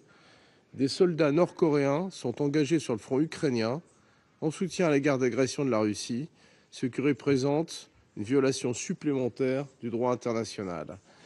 Nous tous, qui exprimons régulièrement notre soutien à la Cour internationale de justice, rappelons qu'une ordonnance de la Cour a demandé à la Russie, dès le 16 mars 2022, de suspendre ses opérations militaires. La Russie doit mettre fin à la guerre d'agression lancée contre l'Ukraine. Nous voulons tous la paix, une paix globale, juste et durable. Pas un accord imposé sous la contrainte à l'agressé, aux autorités ukrainiennes, aux millions d'Ukrainiens qui résistent depuis 3 ans aux forces russes. Monsieur le Président, depuis 3 ans, l'Ukraine se défend face à l'agression russe, conformément à la charte. Le courage du président Zelensky, le courage de tous les Ukrainiens, force l'admiration et nous oblige. La France continuera d'apporter à l'Ukraine le soutien militaire et humanitaire dont elle a besoin, aussi longtemps que nécessaire, et elle est prête à le renforcer. L'Ukraine, État souverain, doit être libre de choisir toutes ses alliances et son destin. Un règlement du conflit qui se ferait sans l'Ukraine n'aurait aucun avenir. Il consacrerait la supériorité de la force sur le droit et préparerait les guerres de demain. Rien ne doit être décidé sur l'Ukraine sans l'Ukraine. L'agression russe représente aussi une menace directe pour l'ensemble du continent européen. L'Europe, dont la sécurité est en jeu, doit participer à toute négociation concernant un règlement du conflit. Rien ne doit être décidé sur la sécurité européenne sans les Européens. Monsieur le Président, il n'y aura de paix et de sécurité nulle part dans le monde si les agressions sont récompensées. Une paix qui laisserait l'agresseur imposer sa volonté par la force ne saurait être solide. La paix en Ukraine, pour être durable, devra s'accompagner de garanties de sécurité fortes et crédibles pour les Ukrainiens. Le président de la République, Emmanuel Macron, a réuni plusieurs dirigeants européens et internationaux pour travailler sur le sujet. Nous continuerons à avancer en lien avec l'ensemble des partenaires intéressés à la paix et à la sécurité en Europe dans cette direction. La paix en Ukraine, pour être juste, devra respecter la Charte des Nations Unies, ses principes, et donc la souveraineté et l'intégrité territoriale de l'Ukraine, comme l'a rappelé hier le secrétaire général des Nations Unies. Ce matin, pour la 8e et la 9e fois en 3 ans, et par 2 fois, l'Assemblée générale des Nations Unies a condamné l'agression russe et a appelé au respect de la souveraineté et de l'intégrité territoriale de l'Ukraine. L'Assemblée générale des Nations Unies, universelle, a été ce matin la boussole du droit, de la morale, de la compassion envers les victimes, de l'égalité souveraine des États, de la défense des fondements de l'ordre international. Ce Conseil doit en prendre acte et suivre cet exemple. Il doit réitérer son soutien à la Charte et qu'il n'y a pas de paix que dans le respect, du droit et de la volonté des peuples. Celle du peuple ukrainien doit être entendue. Je vous remercie. 感谢法国代表的发言，下面请巴拿马代表发言。Gracias, señor presidente. Panamá expresa su gratitud a la señora Rosemary Di Carlo, secretaria general adjunta, por su excelente exposición informativa y le damos la bienvenida a las distinguidas autoridades que nos acompañan y nos distinguen con su participación en esta sesión. Han transcurrido ya 3 largos años desde el inicio del conflicto entre Rusia y Ucrania. Este conflicto, que debió haber ya terminado, implicó una fractura a la paz y seguridad internacionales cuyos efectos han tenido un impacto no solo regional, sino de alcance global, comprometiendo la seguridad alimentaria, la seguridad marítima y la seguridad económica. Panamá, fiel a su tradición pacifista, alienta los esfuerzos diplomáticos y políticos para alcanzar un acuerdo de paz en Ucrania mediante un diálogo justo y franco que permita a las partes recuperar la paz. Los perjuicios causados por el ya largo conflicto, las muertes de militares, la matanza de civiles, el maltrato de prisioneros de guerra y de detenidos en forma arbitraria, el costo multibillonario del financiamiento y de la provisión de armamento a las partes en conflicto por terceros países, los costos económicos incalculables a los estados parte del conflicto y hasta el riesgo de un incidente nuclear hacen que la continuidad de este conflicto sea insostenible. Es desafortunado que todos los esfuerzos desplegados para lograr acuerdos que detengan la guerra han sido evasivos, infructuosos y frustrantes. Resulta claro entonces que la prioridad en este momento sea ponerle fin definitivo a la tragedia sin más procrastinaciones. Por ello, Panamá se identifica con el eco del mensaje claro y contundente expresado por el secretario general de las Naciones Unidas, Antonio Guterres, que en su declaración divulgada el 23 de febrero de 2025 expresó en inglés: "Enough is enough". Señor presidente, Panamá es miembro fundador de esta organización, por lo que desde hace 80 años ha defendido los principios establecidos en la Carta de las Naciones Unidas, piedra angular del derecho internacional. Promovemos, por lo tanto, el respeto a la Carta de las Naciones Unidas, al derecho internacional, y por razones históricas propias hemos siempre rechazado y rechazamos las agresiones por parte de un Estado a otro, por considerar que son métodos indebidos para la solución de conflictos. Por el contrario, creemos firmemente en el multilateralismo para hacer valer el orden establecido con base a reglas para prevenir los conflictos armados y mantener la paz y la seguridad internacionales duraderas, siempre apuntando a la resolución pacífica y diplomática de los conflictos. Panamá ha decidido, señor presidente, mirar hacia el futuro y por esta razón hemos apoyado los esfuerzos de los Estados Unidos de América en su objetivo de poner fin a esta guerra con el apoyo de la comunidad internacional. Hacemos votos para que los acuerdos que se celebren de manera formal para poner fin al conflicto armado entre Rusia y Ucrania incluyan términos, condiciones, compromisos y garantías que en forma concreta se negocien con la participación de las partes vinculadas, directa e indirectamente en el conflicto, y así se acuerden para poder erradicar la guerra y sus devastadoras consecuencias para alcanzar una paz que para todos sea justa, completa y duradera. Muchas gracias. 感谢巴拿马代表的发言，我现在请韩国代表发言。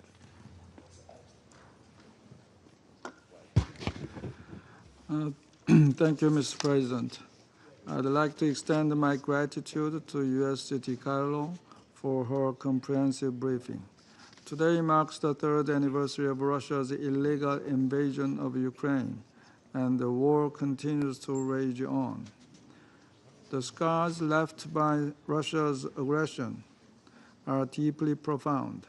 More than 10 million people, 25% of Ukraine's pre-war population, are now displaced, with around 7 million Ukrainian refugees seeking shelter abroad.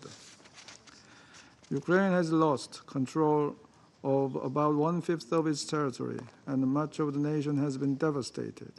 Its power generation capacity reduced to just 1/3 of pre-war levels. The core tenets of the UN Charter, largely upheld for 80 years since the United Nations founding, have been severely undermined by a permanent member of the Security Council throughout this war. Furthermore, the security dynamics between Europe and the Indo-Pacific have become increasingly intertwined. In light of this grave reality, I would like to share the following key points. First, we believe there are two goals that everyone can agree on. One, this senseless and unlawful war must come to an end as soon as possible. And two, we must strive to uphold the fundamental principles of the UN Charter and international law. Now is the time to gather our wisdom and the determination to simultaneously achieve both objectives as much as possible. Second, based on the experience of the 3-year-long Korean War, when full-scale armistice negotiations begin, the intensity of the conflict often escalates and casualties on the battlefields surge. Both sides must exercise the utmost restraint, as this is in no one's interest. All relevant parties should take this into consideration. Third, in the process of ending this brutal war, which has geopolitical and economic repercussions extending across the globe, the supporters of the UN's ideals and the friends of Ukraine must remain united. In doing so, a robust foundation for international cooperation must be established, addressing both post-war security and reconstruction. Mr. President, halting this war is not just a global imperative, but also essential for the security on the Korean Peninsula. The illegal military cooperation between Russia and North Korea, in blatant violation of multiple Security Council resolutions, must end immediately. In the mounting desperation, Moscow has turned to Pyongyang not only for an astronomical quantity of weapons, but also for manpower. Furthermore, Russia used its veto and dismantled the panel of experts of the DPRK Sanctions Committee in the Security Council last April, enabling it to conceal this illegal partnership. In return, North Korea is reportedly receiving military support involving arms and technological transfers, perhaps including sensitive satellite technologies. But the danger extends beyond such transactions. Now North Korean troops are gaining real battlefield experience in ways that pose a direct threat to the Republic of Korea's security. In conclusion, Mr. President, as a once war-torn nation, the Korean people poignantly understand the painstaking path to peace and recovery. To support Ukraine's humanitarian and reconstruction efforts, the Republic of Korea provided $400 million last year and will continue to contribute $2 billion financial package over the next 4 years. The Republic of Korea reaffirms its commitment to standing with the Ukrainian people as they overcome the current hardship and rebuild their proud nation. I thank you, Mr. President. 感谢韩国代表的发言，下面请英国代表发言。Thank you, President, and I start by thanking Under-Secretary General De Carlo for her briefing today. Today marks the third year of President Putin's full-scale invasion forced on the Ukrainian and Russian people in clear breach of the UN Charter. So first of all, today, of all days, we pause to remember and honour the victims of this war. Those who have lost their lives, their homes, their futures, their limbs, their childhoods, family members and friends. Millions who have been displaced, tens of thousands who've lost their lives. They've lost schools, playgrounds, farms, churches, hospitals, while Russian forces have used rape, torture, and execution as weapons of war and put nuclear safety at risk. This is a war that Putin said would take 3 days. 3 years on, Ukrainians have paid a terrible price. And the impact of this war is not limited to Ukraine.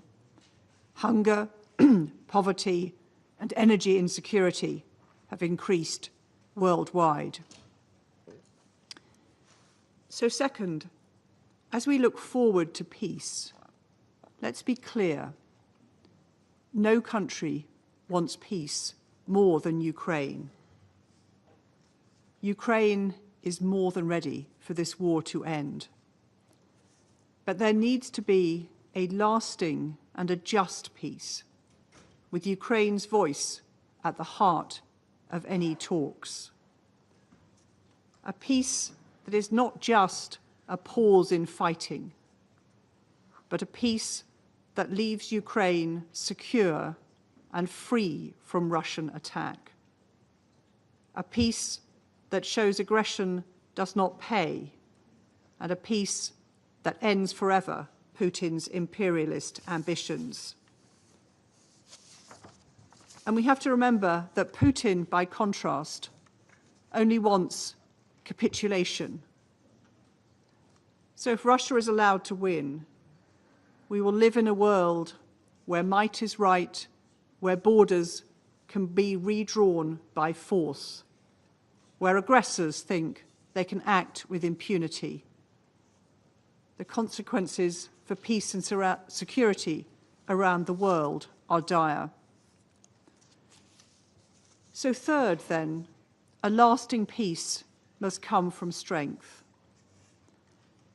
Strength and courage that Ukraine has shown abundantly in the last 3 years. But that strength and courage needs to be underpinned by robust security agreements from the outset, because Putin has repeatedly shown that he will break a weak deal. He has long denied Ukraine's right to exist as a free state.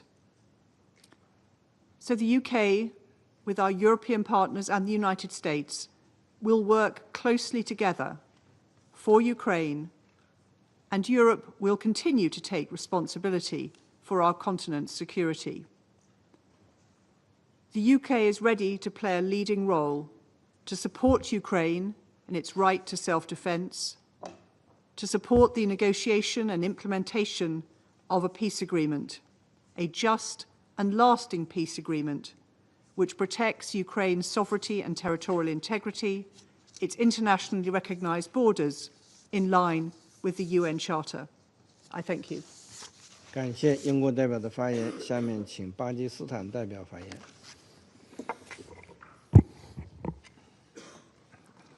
Thank you, Mr. President.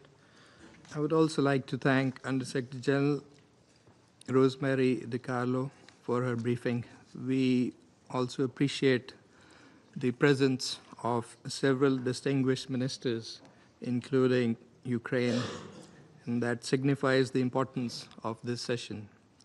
For 3 years now, the conflict in Ukraine has caused considerable loss of life, widespread devastation, and immense human suffering, as USG DiCarlo also informed us. The consequences of this conflict transcend borders, impacting the region and beyond. The shock to the global economy was particularly severe for the developing countries. Most ominously, if the hostilities continue, there is an ever-present danger of further military and geographical escalation, which poses a clear and significant threat to international peace and security. It was unfortunate and beyond comprehension that in this age, in today's world, even as the military, humanitarian, and economic crisis intensified, the pursuit of peace remained largely absent and elusive.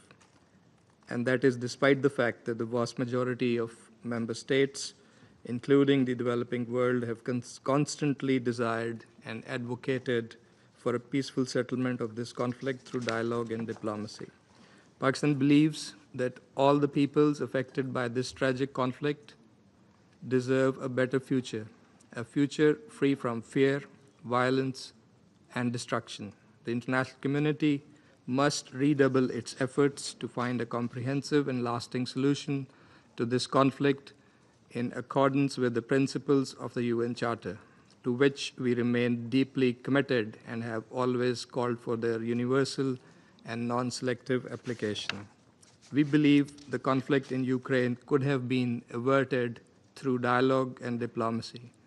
It must be brought to an end now through constructive and inclusive diplomacy.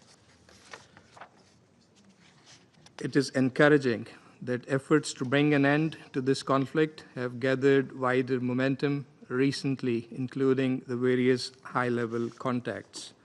Mr. President, Pakistan would welcome any initiative which helps the parties towards a just, peaceful, and durable settlement of this tragic conflict through constructive and inclusive diplomacy, including all parties, and I repeat, all parties, and others concerned, in full respect for the UN Charter, international law, and relevant multilateral agreements, and which is responsive to the legitimate national security interests of all sides. It is in that spirit that Pakistan has supported Resolution 2774 that we have just adopted. We hope this resolution, the first by this Council in 3 years, will finally provide a path to peace. The pursuit of peace is a collective responsibility that must transcend geopolitical divides. We hope this Council will shoulder its responsibility and unite behind this objective. I thank you. 感谢巴基斯坦代表的发言。我现在请圭亚那代表发言。Thank you, Mr. President. I also thank USG DiCarlo for her insightful briefing and welcome the participation of the distinguished Deputy Foreign Minister of Ukraine, other ministers and high-level officials in today's meeting. Mr. President, for the past 3 years, 24th of February has represented a dark moment in history with the invasion by Russia of the territory of Ukraine. This action was a violation of the Charter of the United Nations.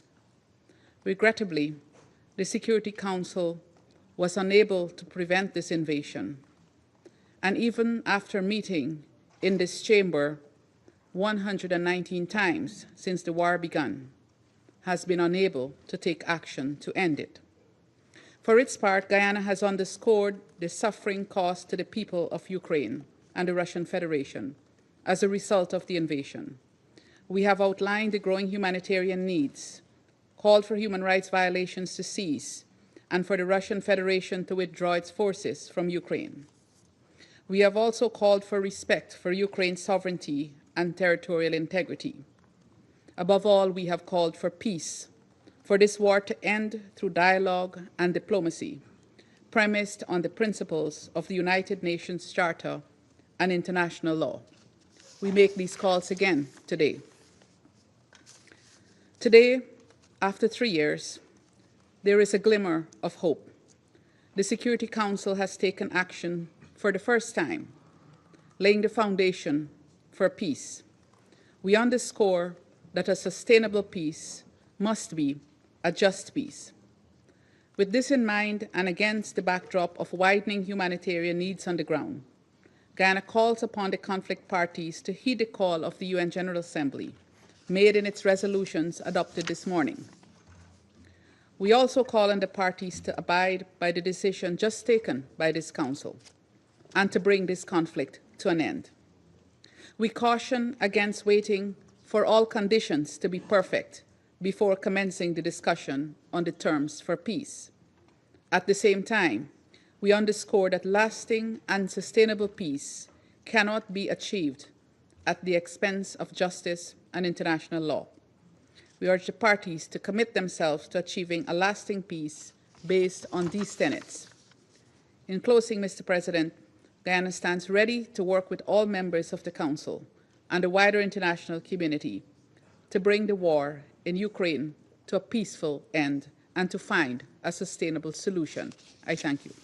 感谢圭亚那代表的发言，请阿尔及利亚代表发言。 شكرا سيد الرئيس. أود بداية أن أشكر وكيلة الأمين العام السيدة روزماري دي كارلو على إحاطتها القيمة.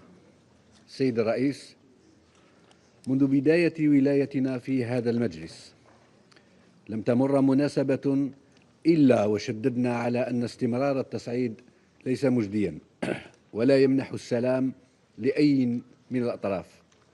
كما أكدنا دوما على أن منطق الاستقطاب لن يؤدي إلا إلى تفاقم التوترات وإبعادنا عن أي أفق لتحقيق سلام مستدام في المنطقة. وعليه وبهذه المناسبة المفصلية نود أن نؤكد اليوم على النقاط التالية. أولا، لقد حان الوقت لبذل الجهود الدبلوماسية اللازمة للتخفيف من حدة التوترات بين الطرفين حتى نتمكن في أقرب وقت ممكن من وضع حد للخسائر في الأرواح ومعاناة الشعوب. فكما أكدنا سابقا، لقد أثبت الوقت أن منطق القوة والمواجهة لن يفضي إلى حل للنزاع، فلنسمح في المرحلة القادمة بإعطاء فرصة حقيقية للدبلوماسية لتظهر فعاليتها. ثانيا، نجدد دعوتنا للأطراف المعنية للتخلي عن منطق التصعيد والانخراط في حوار شامل وبناء وبحسن نية، حيث ينبغي لهذا الحوار أن يضع أمن وسلامة شعوب المنطقة نصب أولوياته، وأن يرمي إلى تسوية سلمية عادلة ودائمة لهذا النزاع تفضي إلى حل تبنى أسسه على مقاصد ومبادئ ميثاق الأمم المتحدة، ويأخذ بعين الاعتبار الشواغل الأمنية المشروعة للطرفين. وفي هذا الصدد نسجل بارتياح الديناميكية الجديدة التي شهدناها في الأيام القليلة الماضية، الرامية لإطلاق حوار سياسي يهدف لإنهاء الحرب. ثالثا وأخيرا، ينبغي على المجتمع الدولي العمل أكثر وتكثيف الجهود الدبلوماسية لتقريب وجهات نظر الأطراف المعنية وضمان عملية سياسية شاملة لإنهاء هذه الأزمة. فبالإرادة السياسية الحقيقية وفضائل الدبلوماسية والحوار الشامل والبناء يمكننا تحقيق تقدم ملموس وحل مقبول من الطرفين. وستبقى الجزائر مستعدة سواء من خلال عضويتها في مجلس الأمن أو من خلال نشاطاتها الدبلوماسية الثنائية والمتعددة الأطراف لدعم أي جهود قد تفضي إلى وضع حد لمعاناة شعوب المنطقة وإنهاء الحرب بصفة سلمية ومستدامة. وشكرا. 感谢阿尔及利亚代表的发言。下面请塞拉利昂代表发言。Thank you, Mr. President. I thank Undersecretary General Ms. Rosemary DiCarlo for a comprehensive briefing. Sierra Leone welcomes the participation of the Deputy Minister for Foreign Affairs of Ukraine in this important meeting. At this critical juncture in the devastating conflict, Sierra Leone reiterates its urgent call for good faith diplomatic efforts by both the Russian Federation and Ukraine to resolve the conflict. This must include the immediate cessation of hostilities, the implementation of a ceasefire, the full withdrawal of all forces, and unwavering support for the rights, dignity, and future well-being of civilians. The human cost of these conflicts are tragic. Since February 2022, approximately 41,000 women and children have been killed or injured. Widespread destruction has decimated essential civilian infrastructure, including homes, schools, hospitals, markets, and water and energy facilities. An estimated 12.7 million people in Ukraine are in desperate need of food, clean water, shelter, and heat during the winter, with most of them having lost their loved ones and livelihoods. The risk to lives remain alarmingly high, compounded by reports of unexploded ordnance covering approximately 30% of Ukrainian territory. In response to this dire situation, we earlier voted in favor of Resolution 2774, draft resolution proposed by the United States. Although we had concerns about the process and the potential for the instrumentalization of the UN and this Council, our vote in favor reflects our belief that Ukraine must be at the forefront of any peace process or agreement, in accordance with the principles of the United Nations Charter, and that the legitimate concerns of all parties must be addressed. Through our vote, and since the onset of the conflict, we have spoken with clarity to affirm the UN Charter principles of sovereignty, territorial integrity, and non-use of force, as well as the peaceful settlement of disputes. These are not mere aspirations, but they are the legal and moral foundations upon which our collective security rests. Any erosion of these principles threatens not only Ukraine in this context, but also every member state, particularly smaller nations whose security depends on adherence to international law. As an elected member of this Council, Sierra Leone reaffirms its commitment to upholding the principles of the UN Charter and supporting all efforts towards a just, sustainable, and comprehensive peace. This conflict must not be allowed to persist into a fourth year. The path forward must be one of peace through diplomacy.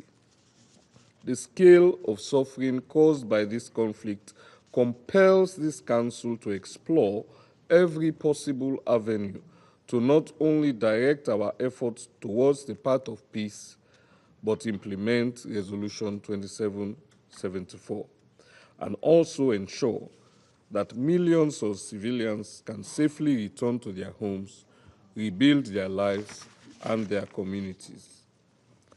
Noting the urgent need for an immediate cessation of hostilities and lasting peace, Sierra Leone underscores the following 3 points.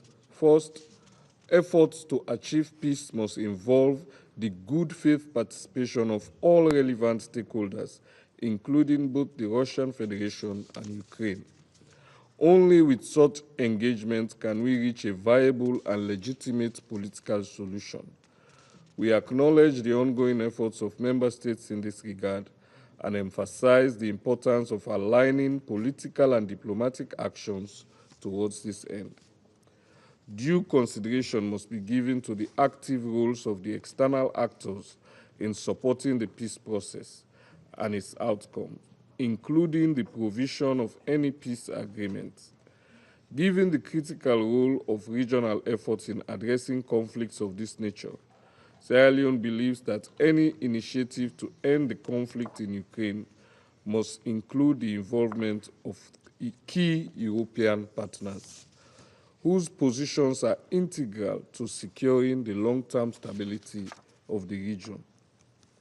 We also encourage constructive engagement with international partners who have contributed positively to actions such as prisoner of war exchanges and efforts towards de-escalation.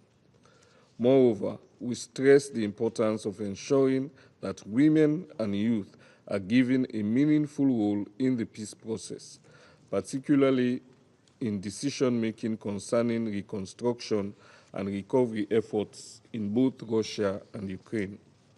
Mr. President, I now turn to my second and most crucial point, the integral role of the Security Council in establishing legitimate guarantees for lasting peace. Given the history of challenges surrounding territorial and sovereignty issues, as well as security concerns in this conflict, the Security Council must play a pivotal role in safeguarding any peace agreement. This requires clear actions and objectives to be implemented in phases, particularly concerning national military capacities and armaments, regional security arrangements, bilateral defense cooperation, and the recognition of fixed borders. The Security Council must legitimize and support practical actions and compromises that are consistent with the principles of the UN Charter and guided by the decisions of the General Assembly and previous resolutions of the Council, including General Assembly Resolution, Security Council Resolution 2625, 2417, and 2573, which emphasize the protection of civilian lives and infrastructure. In promoting lasting peace, the Security Council should also utilize its mechanisms to monitor and enforce ceasefires and other outcomes. Third, the peace process must address the humanitarian crisis caused by this conflict, prioritizing the swift resolution of its most urgent aspects. An immediate cessation of hostilities is necessary to ensure the full protection of civilians, allowing them to live safely in their homes, attend school, and access markets and hospitals without fear of being killed or injured by attacks. The conflicting parties must cease their attacks on critical civilian infrastructure, especially energy infrastructure, which pose risks to regional and global security. Humanitarian aid must be allowed unhindered access across Ukraine and Russia, including to those in isolated or hard-to-reach areas. Furthermore, children forcibly removed or abducted from their homes in Ukraine must be returned to their families and communities. We also emphasize the importance of adherence to international law, particularly international humanitarian law, in the treatment of prisoners of war and civilian detainees. Sierra Leone commends the successful exchanges of POWs in the past and urged the release of all POWs and civilian detainees. We fully support calls for prompt, impartial, and effective investigations into all alleged violations of international law, including international humanitarian and human rights law, especially those that result in excessive harm to civilians. In conclusion, Mr. President, we call on the parties to this conflict to do all they can to reach a peaceful resolution. They must seek practical compromises that balance their immediate and long-term national interests and priorities in line with Article 33 of the United Nations Charter. I thank you. 感谢塞拉利昂代表的发言，下面请索马里代表发言。Thank you, Mr. President. I would like to begin by thanking USG DiCarlo for her briefing and welcome the representative of the region to this meeting. My delegation voted in favor of the draft resolution, The Path to Peace, and extends its appreciation to the United States for tabling this important initiative. We commend this timely effort to address the ongoing conflict between Russian Federation and Ukraine. As the international community observes with deep concern the third anniversary of the situation in Ukraine, my delegation wishes to express its profound solidarity with those affected by the ongoing crisis. The present circumstances underscore the paramount importance of the collective diplomatic engagement. Mr. President, my delegation expresses its profound concern regarding the devastating humanitarian tragedy unfolding in Ukraine. The relentless conflict continues to exert an unbearable toll on civilian populations, destroying homes, separating families, and shattering communities. We witness with great distress the ongoing displacement of civilians, the destruction of critical infrastructure, and the severe disruption to essential services that sustain civilian life. The humanitarian situation continues to deteriorate, leaving an indelible mark on generations of civilians who bear the brunt of this crisis. In this context, my delegation calls upon all concerned parties to uphold their obligation under international humanitarian law, with particular emphasis on the protection of civilian and civilian infrastructure. The facilitation of unimpeded humanitarian access remains of paramount importance. My delegation maintains the firm conviction that there can be no military solution to the present situation. A resolution can only be achieved through diplomatic means. In this regard, we call for the cessation of hostilities and the pursuit of dialogue addressing the concerns of all parties in accordance with established international principles. Drawing from our national experience, my delegation fully appreciates the complexities inherent in achieving peace and reconciliation through diplomatic channels. We encourage all parties to demonstrate the necessary political will to engage in meaningful dialogue. My delegation notes with interest the diplomatic engagement that took place in Riyadh, Saudi Arabia, between the delegations of the United States and the Russian Federation regarding the situation in Ukraine, and support all diplomatic initiatives that may contribute to de-escalation, dialogue, and lasting peace in Ukraine. Mr. President, my delegation wishes to echo the Secretary General's appeals regarding the cessation of hostilities. We reaffirm the fundamental importance of a strict adherence to the purposes and the principles enshrined in the Charter of the United Nations, particularly regarding the peaceful settlement of disputes and the respect for territorial integrity. Somalia remains steadfastly committed to working towards the pursuit of a peaceful resolution. It's through our collective diplomatic endeavors that we may achieve the shared objectives of establishing just and lasting peace in Ukraine. I thank you, Mr. President. 感谢索马里代表的发言，下面我请俄罗斯代表发言。Господин председатель, сегодня мы опять видим в этом зале по правилу 37 внушительный десант группы поддержки Украины из Европы, состоящую из так называемых министров, так называемых иностранных дел, имена которых я не успеваю запоминать. Да и, откровенно говоря, господин председатель, не стремлюсь. Радует лишь постоянство наших польских соседей. Радослава Сикорского мы хорошо помним, особенно по его многозначительному твиту «Thank you, USA» после диверсии на северных потоках. Сегодня эти министры будут зачитывать свои под копирку написанные выступления и демонстрировать своим телезрителям несгибаемую поддержку Украины до последнего украинца. Вам бы свои дела привести в порядок и в вашем прекрасном саду провести уборку. Там ведь пронесся геополитический ураган и повалил многие ваши прекрасные деревья.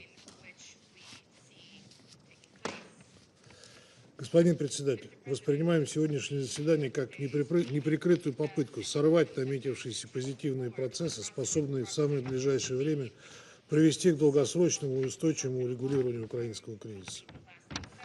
Мы получили лишний повод убедиться в том, что режим в Киеве и его спонсоры в европейских столицах заинтересованы не в мире, а в продолжении войны до последнего украинца. А между тем, в результате недавних российско-американских контактов на высшем и высоком уровне лед, как говорится, тронулся. Не менее важно также и то, что в последнее время, благодаря новой незашоренной линии администрации Дональда Трампа, стали открываться подробности того, что на самом деле происходило и происходит на Украине при Зеленском. Полагаем, что многим стало гораздо понятнее также, почему украинский кризис 3 года назад все-таки перешел в фазу вооруженного конфликта, несмотря на все многолетние, настойчивые и последовательные попытки России избежать этого сценария. Все в мире узнали, в частности, что весь антироссийский проект Украины, как мы неоднократно и заявляли в этом зале, с самого начала финансировался Западом. Обнажило эту нелицеприятную ситуацию прекращение деятельности Американского агентства по международному развитию, которое, как выяснилось, с 21 по 24 год потратило на Украину 30,6 миллиарда долларов, или 21% всех своих трат за рубежом. Помощь USAID в 2024 году равнялась 3% ВВП Украины. Самостоятельной Украины попросту не существовало и не существует. Агентство оплачивало деятельность украинского государственного аппарата, а также готовило украинских судей и оказывало прямое влияние на судебную систему Украины. За счет американского финансирования работал украинский парламент, Верховная Рада. 25 миллионов долларов было выделено USAID на публичные мероприятия и работу секретариата парламентских комиссий. Вот, оказывается, как выглядит точный перевод украинского слова «незалежность», то есть независимость.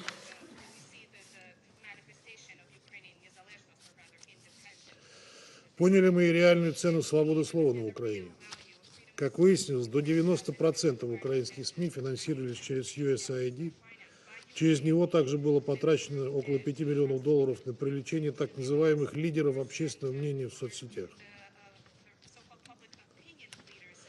Оно же заплатило десятки миллионов долларов американским и мировым знаменитостям, которые приезжали на Украину и высказывались в поддержку киевского режима. Поэтому вся эта картинка, заставившая многих поверить во всемирную популярность бывшего комика, оказалась насквозь лживой. При этом скупать Украину и формировать ее политический ландшафт агентство начало задолго до событий трехлетней давности. Так, USAID выделил более 100 тысяч долларов на финансирование телевизионного шоу, способствовавшего победе Зеленского на выборах 2019 года. Сразу же после этого финансировавшиеся агентства организации запретили Зеленскому поддерживать Украинскую православную церковь, проводить референдум о формате переговоров с Донбассом и принципам мирного урегулирования, пересматривать закон о языке, реабилитировать и возвращать политиков в эпохи Януковича, восстанавливать доступ к российскому телевидению. Зная все это, не приходится удивляться, почему избранный 3/4 избирателей Зеленский моментально отказался от своих предвыборных обещаний о мире на востоке страны, защите русского языка и налаживании отношений с Россией. Те, кто купили его страну с потрохами, попросту запретили ему делать это.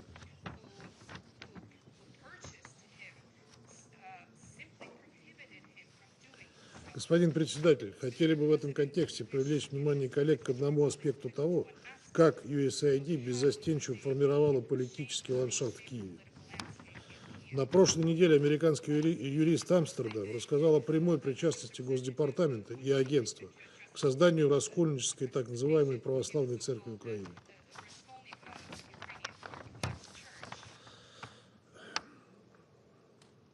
Схизматик. Делалось это крайне цинично, фактически без оглядки на какие бы то ни было демократические ценности. Эти признания лишний раз проиллюстрировали, как усилиями беспринципных чиновников религия на Украине была по сути низведена до инструмента борьбы с политическими противниками. Далеко не последнюю роль в этом процессе, как выясняется, сыграли тогдашний глава ЦРУ и специальный посланник по вопросам свободы вероисповедания, которые не просто закрывали глаза на вопиющие нарушения прав верующих, произвольные аресты священнослужителей и насильственные захваты храмов на Украине, но и всячески поощряли их. Более того, вашингтонские эмиссары колесили по всему региону Ближнего Востока и Северной Африки, принуждая поместные православные церкви признать незаконную, неканоническую православную церковь Украины. Нам теперь доподлинно известно, что в ход шли все средства, имеющиеся в арсенале байденовской дипломатии. Шантаж, угрозы, давление и выкручивание рук. Одержимые стремлением уничтожить каноническую украинскую православную церковь и разрушить единство православных прихожан России и Украины, они меньше всего переживали из-за того, что их действия подрывали свободу вероисповедания на Украине. Как вы все помните, мы неоднократно в этом зале привлекали внимание Совета к ситуации вокруг репрессий против канонического православия на Украине. В ответ слышали лишь заезженные мантры о российской пропаганде. Вы сегодня будете их повторять, или же у вас хватит мужества хотя бы выразить озабоченность этой информацией? Отрадно, что приход к власти в США администрации Трампа позволил начать высказываться тем экспертам, которые раньше такой возможности были лишены, поскольку их оценки ситуации на Украине, в том числе религиозные, шли вразрез с общезападным мейнстримом. Вице-президент Джей Ди Венс публично осудил преследование УПЦ, а группа республиканцев в Конгрессе потребовала начать расследование вмешательства американских структур в религиозные процессы Украины. Считаем это очень важным, пусть и запоздалым развитием событий. Господин председатель, при предыдущем хозяине Белого дома и его киевским подопечным все сходило с рук, даже убийство американских граждан. На прошлой неделе, благодаря бывшему депутату Верховной Рады Александру Дубинскому, содержащемуся, как известно, под стражей, скрылись новые детали смерти в застенках киевского режима независимого американского журналиста Гонсало Лира. В наших выступлениях мы опять-таки неоднократно привлекали внимание коллег по СБ к его трагической гибели, апеллировали к необходимости добиваться уважения киевским режимом прав человека и базовых свобод. Все тщетно. Вы оставались глухи к судьбе Гонсало Лиры и десятков тысяч других политических заключенных на Украине. А ведь в тот момент его еще можно было спасти, если бы администрация Байдена хотя бы что-то для этого сделала. Как следует из личной переписки покойного американского блогера, который располагает Дубинский, сотрудники службы безопасности Украины не только избивали Лиру, но и вымогали у него деньги, когда он содержался в Харьковском следственном изоляторе. После получения от него $70 тысяч побои и издевательства лишь усилились. В украинском реестре судебных решений имеется решение Дзержинского районного суда Харькова от января 2024 года, на заседании которого адвокат Лиры попросил перевести его под домашний арест по медицинским соображениям. Но прокуратура, представители СБУ, судьи, медицинская часть Харьковского СИЗО продолжали в один голос утверждать, что его жизни ничего не угрожает. Буквально через несколько недель его не стало, поскольку ему не была оказана своевременная медицинская помощь от полученных травм и избиений. Все документы, свидетельствующие о вымогательстве со стороны силовиков службы безопасности Украины, имеются. Уважаемые коллеги, я хочу особо акцентировать, что жизнь Гонсало Лиры стоила именно публикации критических по отношению к клике Зеленского и администрации Байдена объективных материалов. Именно за это он был до смерти замучен по приказу Зеленского. И никто из официальных лиц на Западе, в том числе в США, не сказал тогда ни слова по этому поводу. Они не нашли в себе мужества не только на то, чтобы осудить это очередное преступление киевского режима, но и даже на то, чтобы хоть как-то прокомментировать этот случай. Западные политики, как и наши западные коллеги по Совету Безопасности, просто сделали вид, что ничего не произошло. И принялись с удвоенной силой, чтобы перебить информационный фон, обвинять Россию в агрессии, заверяя в неизменности поддержки киевского режима. Иначе говоря, команда экс-президента Байдена восприняла смерть американского гражданина как не более чем сопутствующий ущерб. А ведь таких случаев в отношении оппозиционно настроенных к режиму Зеленского украинских граждан десятки, если не сотни тысяч. На прошлом нашем заседании мы уже рассказали о том, как в 2022 году сотрудники СБУ пытали депутата Верховной Рады Артема Дмитрука, пытаясь выбить из него показания и признание государственной измены. Призываем всех, кто еще продолжает защищать режим Зеленского, осознать, наконец, что концентрационные лагеря и секретные тюрьмы СБУ, в которых измывались над неугодными, а потом убивали их, не досужий вымысел или изобретение российской пропаганды. Это та реальность, в которой вынуждены жить украинцы сегодня.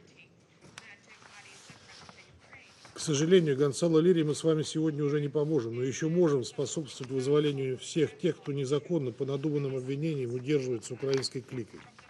Призываем все ответственные правительства и международные структуры выступить с осуждением преступных действий Зеленского и потребовать освобождения всех тех, кто еще жив и еще может бороться за правду. В их числе 70-летняя правозащитница Елена Бережная, о которой мы не единожды упоминали на заседаниях Совета Безопасности.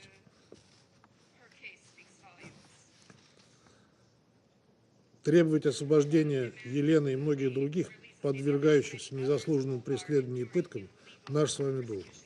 Если вы этого не понимаете и готовы по политическим соображениям закрыть глаза на преступления киевского режима, тогда грош цена вашим причитаниям о важности свободы слова и соблюдения прав человека, которые вы ставите во главу угла во всех, без исключения, других ситуациях. Господин председатель, в своих выступлениях в этом зале мы также неоднократно обращали внимание на зашкаливающую коррупцию на Украине, которая при Зеленском пронизала все общество. Указывали на героизацию тех, кто ответственен за гибель сотен тысяч евреев, поляков, русских, цыган и украинцев в годы Второй мировой войны. Приводили данные о массовом нарушении прав человека. Высвечивали примеры откровенного воровства западной помощи, перепродажи на черном рынке поступающего из США и Европы оружия. Указывали на нелегитимность киевского главаря, растоптавшего Конституцию своей страны ради того, чтобы удержаться у власти. Сегодня обо всем об этом мы можем услышать от высокопоставленных американских политиков и прочитать в западных СМИ. Это, конечно, обнадеживает. Возрастают шансы на то, что человек, спровоцировавший переход украинского кризиса в горячую фазу, поправший базовые украинские законы, предавший интересы своей страны, отказавшийся от реалистичных сценариев мирного регулирования конфликта и утопивший свою страну в крови ради собственной выгоды и наживы, все-таки понесет заслуженное наказание. И пусть сегодня западные европейские спонсоры режима Зеленского по-прежнему пытаются его выгораживать и сваливать всю вину за украинский кризис на Россию, приписывая все мыслимые и немыслимые преступления и, разумеется, не замечая ничего того, что позволяет себе творить киевский режим, покрывая своего обанкротившегося вороватого клиента. Как это показало сегодняшнее голосование в этом зале по американскому проекту резолюции, делать это им становится все сложнее. Потому что факты говорят совсем не в их пользу. И этих нелицеприятных для киевского режима и его кукловодов фактов становится известно все больше и больше. Призываем тех в Европе, кто еще сохранил здравый смысл, кто может найти в себе смелость дистанцироваться от преступлений клики Зеленского, сделать это как можно скорее, пока она, как это предсказывал пророчески президент Польши Анджей Дуда, не утащит всех тех, кто ее поддерживает, на дно. Благодарю вас. 感谢俄罗斯代表的发言。我现在请乌克兰外交部副部长别查女士阁下发言。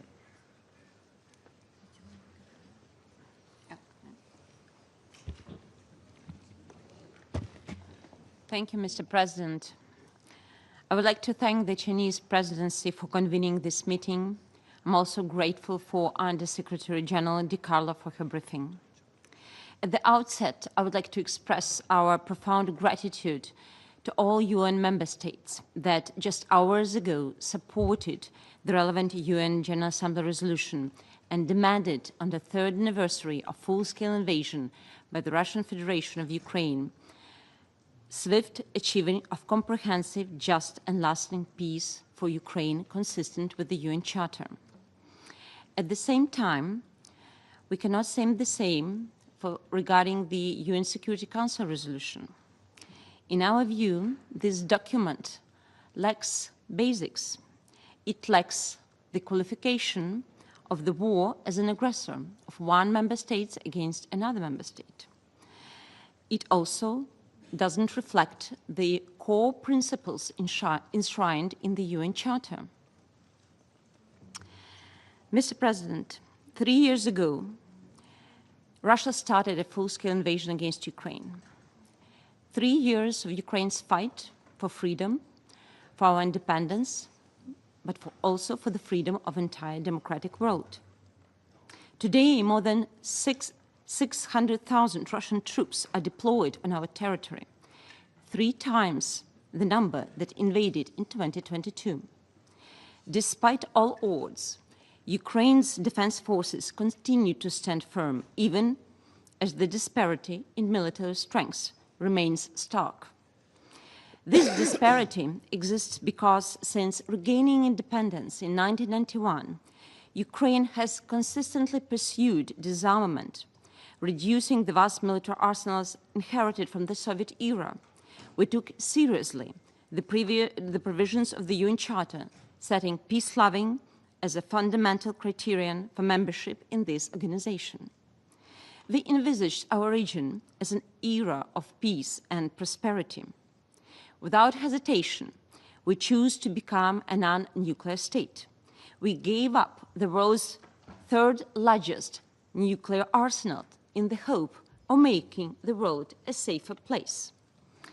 And while we do not regret the moral righteousness of this decision, we have learned a very harsh lesson from the Budapest Memorandum.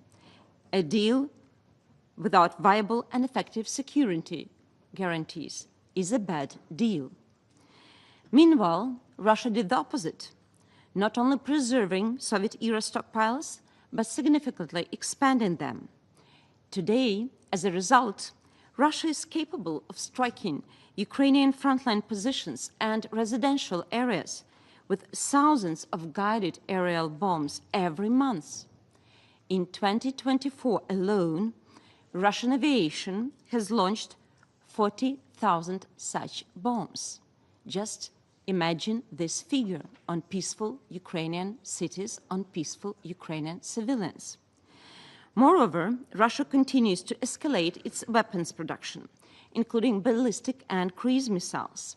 Each month, Russia is capable of producing 40-50 Iskander missiles, 30-50 caliber missiles, and around 50 Kh-101 missiles. And these weapons do not just stay in stockpiles. They immediately deployed against Ukraine. But even this has not been enough for Moscow. That's why Russia engaged Iran and DPRK in its war against my country, thus making this conflict internationalized. What started an arms supplies has escalated further, with North Korean military units appearing in Europe and fighting against a European nation. And I'm glad to note that today's UNGA resolution adopted is having a reference to the DPRK involvement in this terrible war. Since the start of the full-scale invasion, Russia has suffered staggering losses: hundreds of thousands of soldiers, over 10,000 tanks and 22,000 artillery systems, 370 aircraft, and more than 12,000 multiple launch rocket systems. The Black Sea Fleet has lost 28 vessels, including its flagship. What remains of it is now forced to seek refuge, not even in the occupied ports of Crimea, but in the Russian ports itself. These outcomes are the result of two factors: the resilience of the Ukrainian people and the solidarity and support of the international partners. We feel this support and we are very much grateful for it. Russia attacks both of these pillars because despite all of its advantage, it has failed to break Ukraine on the battlefield. It tries to crush our spirit, primarily through terror. That is why it targets critical infrastructure and residential buildings. That is why Russian soldiers are executing Ukrainian prisoners of war en masse. These execution-style killings must be investigated thoroughly by international organizations, and all those responsible must be brought to justice. Russia seeks to undermine global security with Ukraine, solidarity with Ukraine.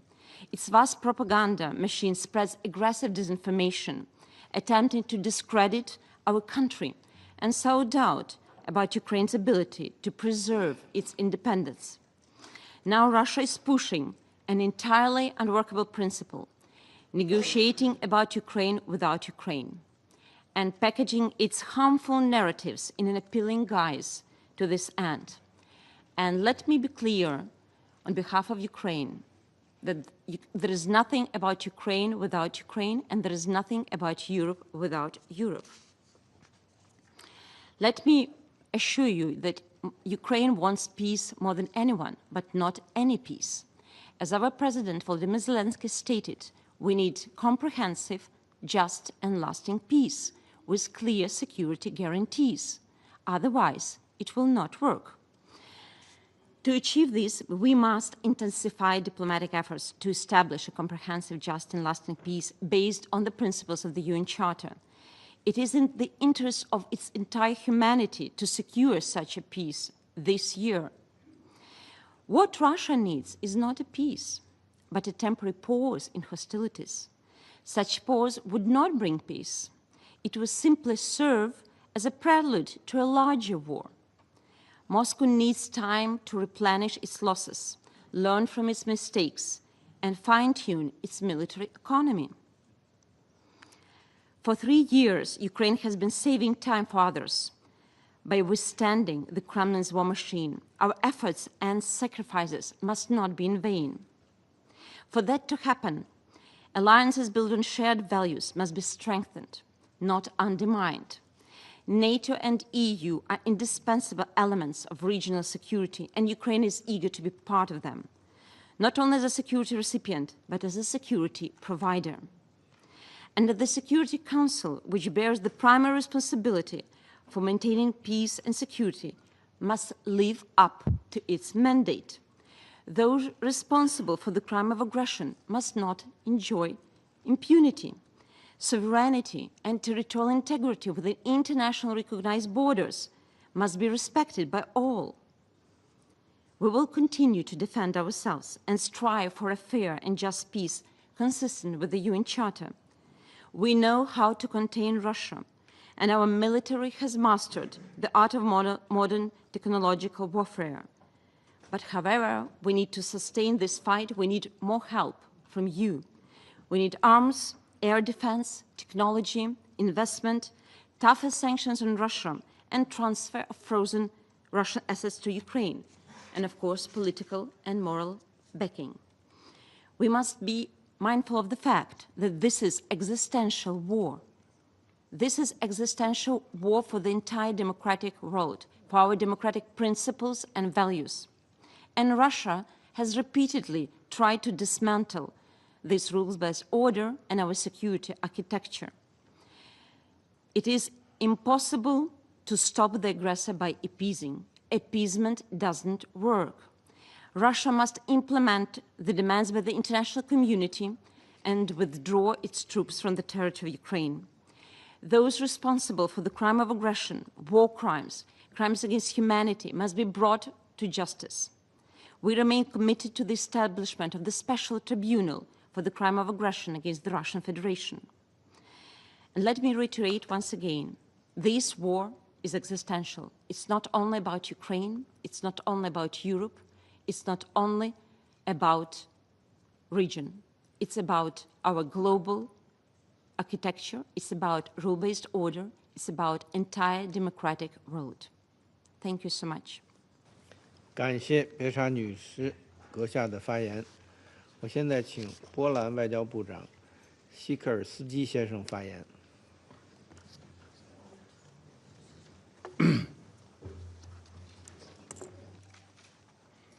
President, colleagues, I address you today not just as the Foreign Minister of the democratically elected government of Poland, but also on behalf of the High Representative of the European Union, Kaja Kallas, to present the view of the European Union on Russia's illegal and unprovoked war against Ukraine.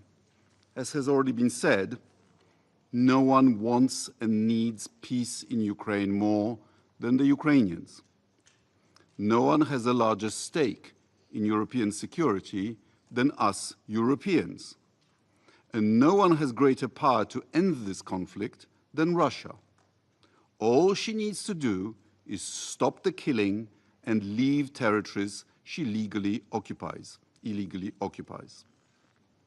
Only with these facts in mind can we work to achieve a comprehensive, just and lasting peace for Ukraine, consistent with the UN Charter. On this tragic anniversary, our thoughts go out to the countless Ukrainians who have suffered. Their resilience is a testament to the unbreakable spirit of people who seek nothing more than their rightful place in the community of free nations.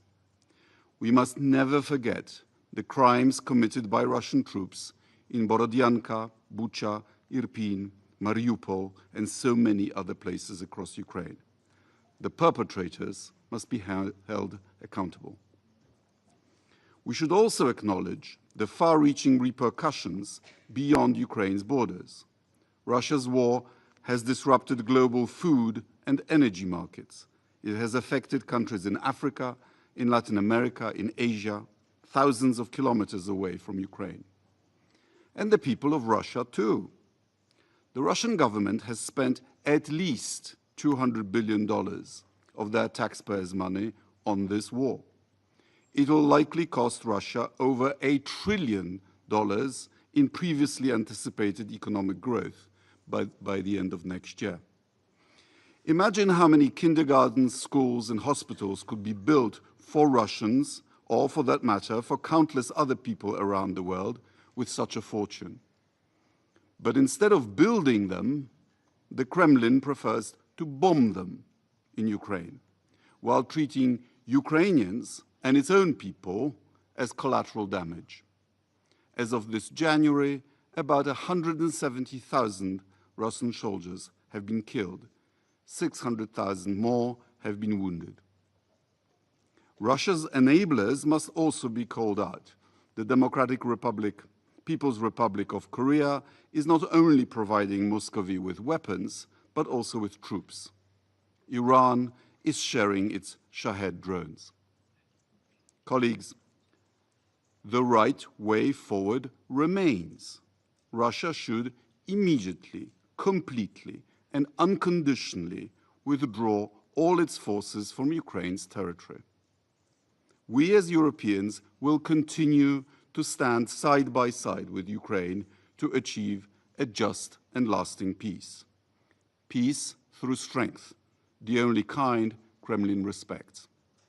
Finally, I'd like to dedicate to this Council a maxim authored by my predecessor as Foreign Minister of Poland, a survivor of Auschwitz and of Stalinist prisons, Professor Władysław Bartoszewski. When you are in doubt how to behave, behave with decency. Thank you. Slava Ukraini. 我感谢希克尔斯基先生阁下的发言。下面我请拉脱维亚外交部长布拉泽女士阁下发言。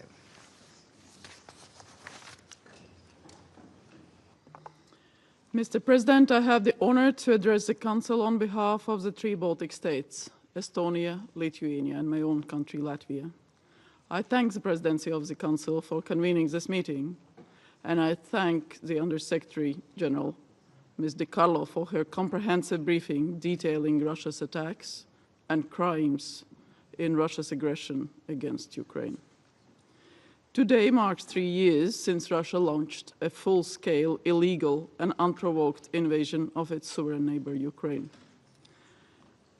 3 years ago, Russia, a permanent member of the UN Security Council, blocked this council from taking action mandated by the UN Charter to uphold peace and security. 3 years ago, the International Court of Justice ordered Russia to stop its military activities in Ukraine. It has not complied. 3 years on, as we stand, Ukraine has stopped Russia, a nuclear-armed state of 100 million, from realizing its imperialistic goals. Russia has failed to break the resolve of 40 million Ukrainians protecting their homeland. The Baltic states welcome all of its efforts to bring a just, comprehensive, and lasting peace for Ukraine. A peace that is rooted in the principles of the UN Charter and international law. A peace that guarantees Ukraine's sovereignty, independence, territorial integrity, and freedom to choose its alliances and future. A peace that stops the brutal Russian aggression for good, with no opportunities for resurgence. In principle, peace is easy to achieve. Russia needs to stop fighting. Then it's the end of the war. If Ukraine stops fighting, it's the end of Ukraine. Russian aggression against Ukraine began in 2014 with Russia's illegal occupation and annexation of Crimean Peninsula of Ukraine and the launch of direct military intervention in eastern Ukraine. Russia has waged a brutal colonial war aimed at destroying Ukraine's statehood, language, identity, and seizing its resources and territory in violation of the UN Charter and international law. The Baltic states' support of sovereignty, independence, and territorial integrity of Ukraine within its internationally recognized borders is unwavering and unconditional. It reflects our conviction that self-defense of Ukraine is also the defense of our common global security and common future, where might does not make it right. Borders must not be altered by force, and we will never recognize the illegal annexation of Crimea, Donetsk, Luhansk, or any other region of Ukraine. And the aggressor has no prerogative to decide which options Ukraine, as sovereign nation, may consider in shaping its future. Ukraine does have right to exercise self-defense, clearly provided for in Article 51 of the UN Charter. Therefore, countries providing aid to Ukraine, including military aid, are not party to the conflict. Mr. President, we emphasize that only Ukraine's victory can ensure lasting security and put an end to Russia's imperialistic aggression. We strongly believe that a rushed ceasefire will not lead to sustainable peace. Instead, it will embolden Russia and maybe others, encouraging further expansion and putting global security at grave risk. We must defend the principles of the UN Charter to save succeeding generations from the scourge of further wars. Ukraine has endured unimaginable suffering, as documented in the briefing of USG De Carlo. Thousands of lives lost, millions of people displaced, entire cities destroyed to rubble. Permanent damage made to its natural environment, while constant attacks are made on its energy infrastructure. Atrocities endured by the people of Ukraine leave deep scars that will persist for generations. And still, Ukrainians stand strong and resilient, its democracy thriving, parliament working. They are defending their land and values that also uphold the UN Charter and global security. We must remain united and determined in providing long-term support to Ukraine. Global efforts to provide aid, assistance in reconstruction, and supporting displaced populations is a priority. Because this is not an isolated, localized war, nor is it just a European issue. Its consequences are felt across the globe, affecting the food security, energy security in some of the world's most vulnerable regions. According to several estimates, the war that Russia launched against Ukraine has already cost about 2% of the global GDP. 2% of the global GDP. Injustice and impunity in one place embolden efforts to undermine international law elsewhere. So Russia must be held accountable for its aggression against Ukraine. Failure to act will undermine the prospects for a just and lasting peace, not only in Ukraine, but elsewhere. Mr. President, the so-called root causes that we heard today of the wars at Russia's imperial colonial ambitions, that is a root cause. Russia seeks to restore its imperial sphere of influence and change international order. Russia wants to decide the future and choices of sovereign countries and people, not only in Europe, but in other continents as well. We should not let it happen. We call for action by all countries, parliaments, governments, societies, to significantly increase assistance to Ukraine. Political, economic, humanitarian, military, all types of assistance, because we must stand with Ukraine in this existential fight, in line with the UN Charter. Then peace, lasting and just peace, could be achieved. I thank you. Slava Ukraini. 感谢布拉泽女士阁下的发言。我现在请芬兰外交国务秘书拉亚拉先生阁下发言。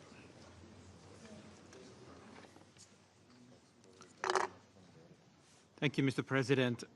I have the honor to address the Council on behalf of the Nordic countries, Denmark, Iceland, Norway, Sweden, and my own country, Finland. The United Nations was built on the shared understanding that no effort should be spared in pursuit of peace. Yet, today we mark the third anniversary of arguably the most egregious violation of the UN Charter since its adoption, Russia's full-scale invasion of Ukraine. Russia's aggression against Ukraine affects us all. It has brought about growing economic instability and soaring food prices in countries far from the battlefields. It has required attention and resources that could have otherwise been used to support people in need elsewhere.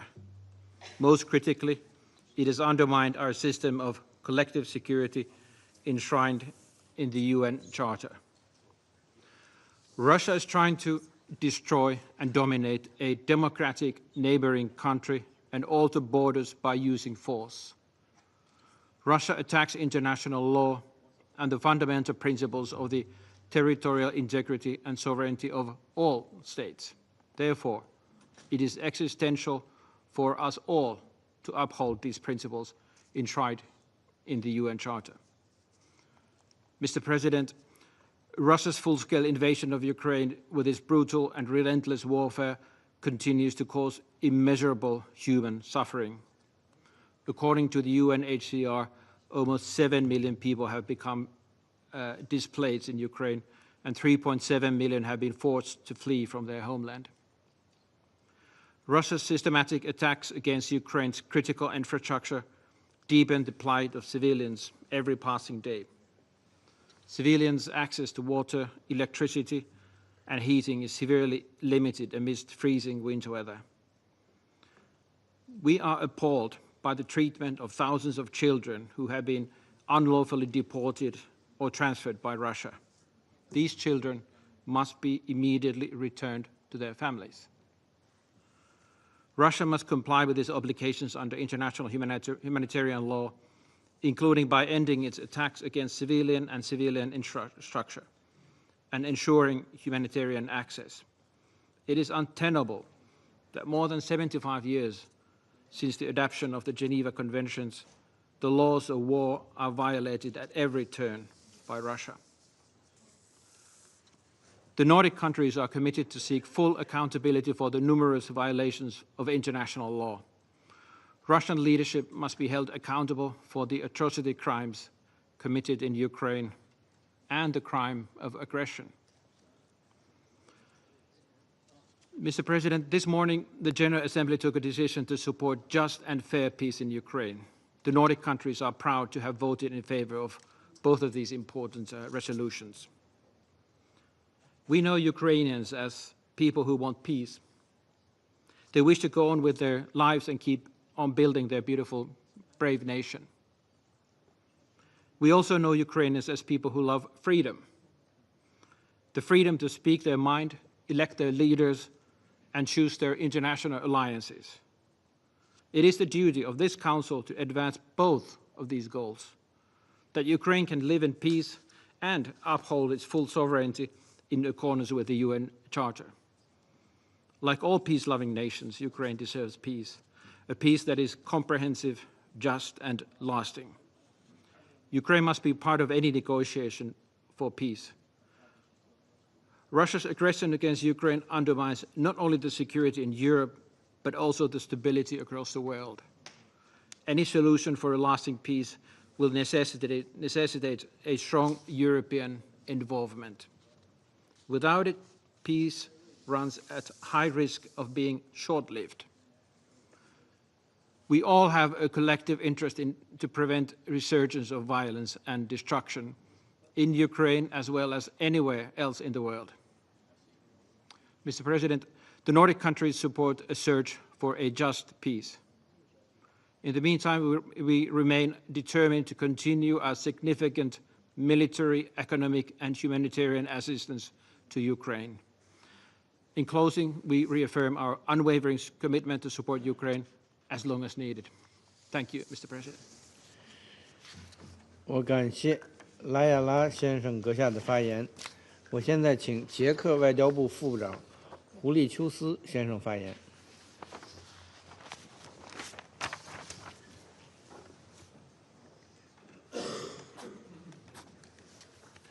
Mr. President, thank you. 8 years ago, after the Second World War, our wise predecessors enshrined in Article 2 of the Charter of the United Nations the very basic principle of peaceful coexistence among nations. They prohibited the use of force by any state against the territorial integrity or political independence of another state. And on 24 February 2022, Russia has violated this very fundamental principle of international peace when it launched its full-scale invasion of Ukraine, escalating a conflict it started with the occupation of Crimea and Donbass in 2014. Since then, it has been shamelessly attempting to steal the territory of a neighboring state through a war of aggression. And for that, Russia must be called to account and not rewarded. For all the victims of the Russian massacres in Bucha, Irpin, Mariupol, or Borodinka, for all the victims of this unprovoked and unjustifiable war, Kremlin must be held accountable and bear responsibility for the destruction and suffering it deliberately caused in Ukraine. This war is not only about Russia and Ukraine. This concerns us all.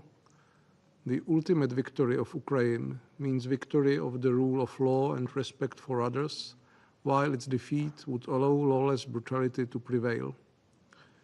The consequences would reverberate around the world for many years to come, undermining the very foundations of this organization and security globally. Mr. President, Czechia remains committed to supporting Ukraine's desire for peace. Peace that respects Ukraine's independence, sovereignty, and territorial integrity within its internationally recognized borders. Peace that clearly distinguishes between the victim and the aggressor. Peace that is just and lasting. If Russia and its President Putin claims that their wish to end this war is sincere, then there is one simple way to prove it: send Russian soldiers back home. The solution of this war is that simple. Mr. President, My country has its own tragic experience with imperialism and expansionism, also from side of Russia. We therefore feel a strong solidarity with Ukraine and its people, and we will stay side by side with them for as long as it takes, until just peace in line with the UN Charter and agreed by Ukraine, not imposed on it, is restored. Thank you. 感谢胡里丘斯先生的发言。下面我请罗马尼亚外交国务秘书赫里斯泰亚先生阁下发言。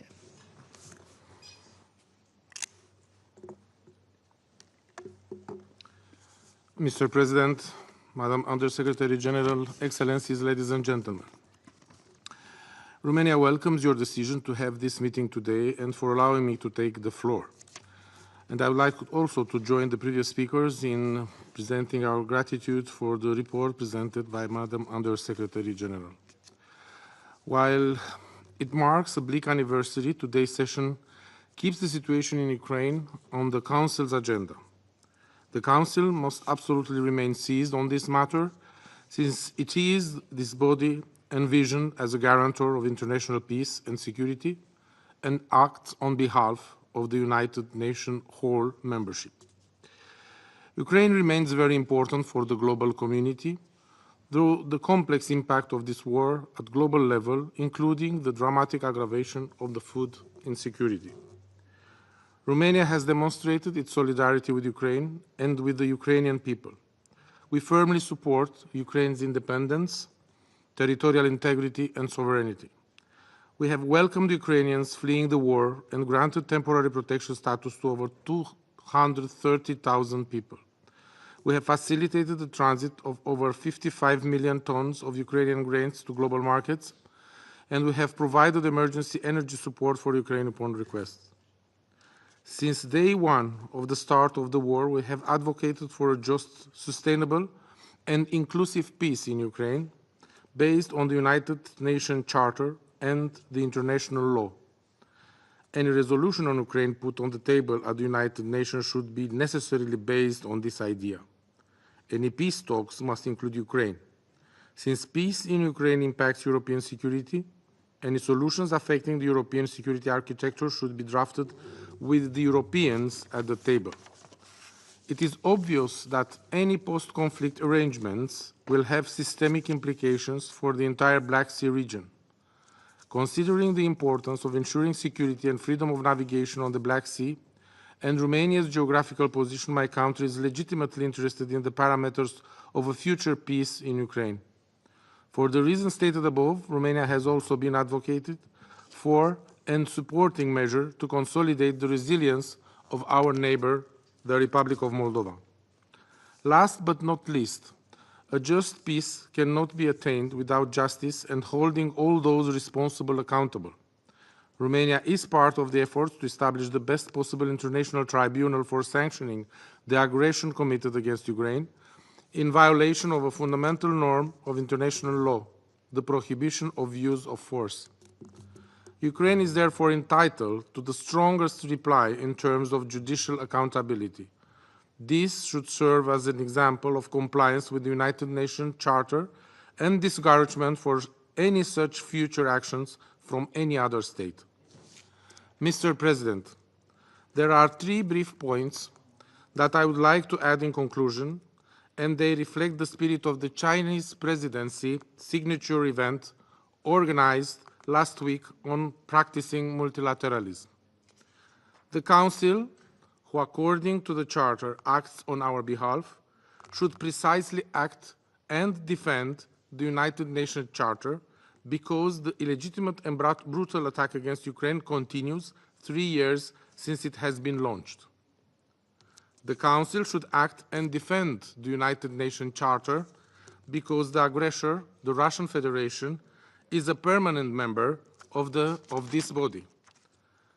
And third, the Council should act and defend the United Nations Charter because this aggression undermines, with every passing day, the rules-based multilateralism, violating the United Nations Charter and the international law, including the international humanitarian law. And I would like to take this opportunity to thank you very much, Mr. President. 感谢赫里斯泰亚先生的发言。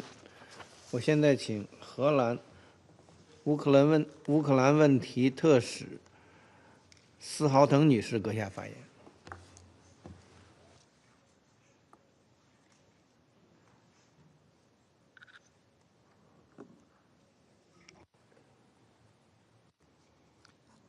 Thank you, Mr. President. I'd like to thank Under Secretary General Di Carlo for her briefing. Mr. President,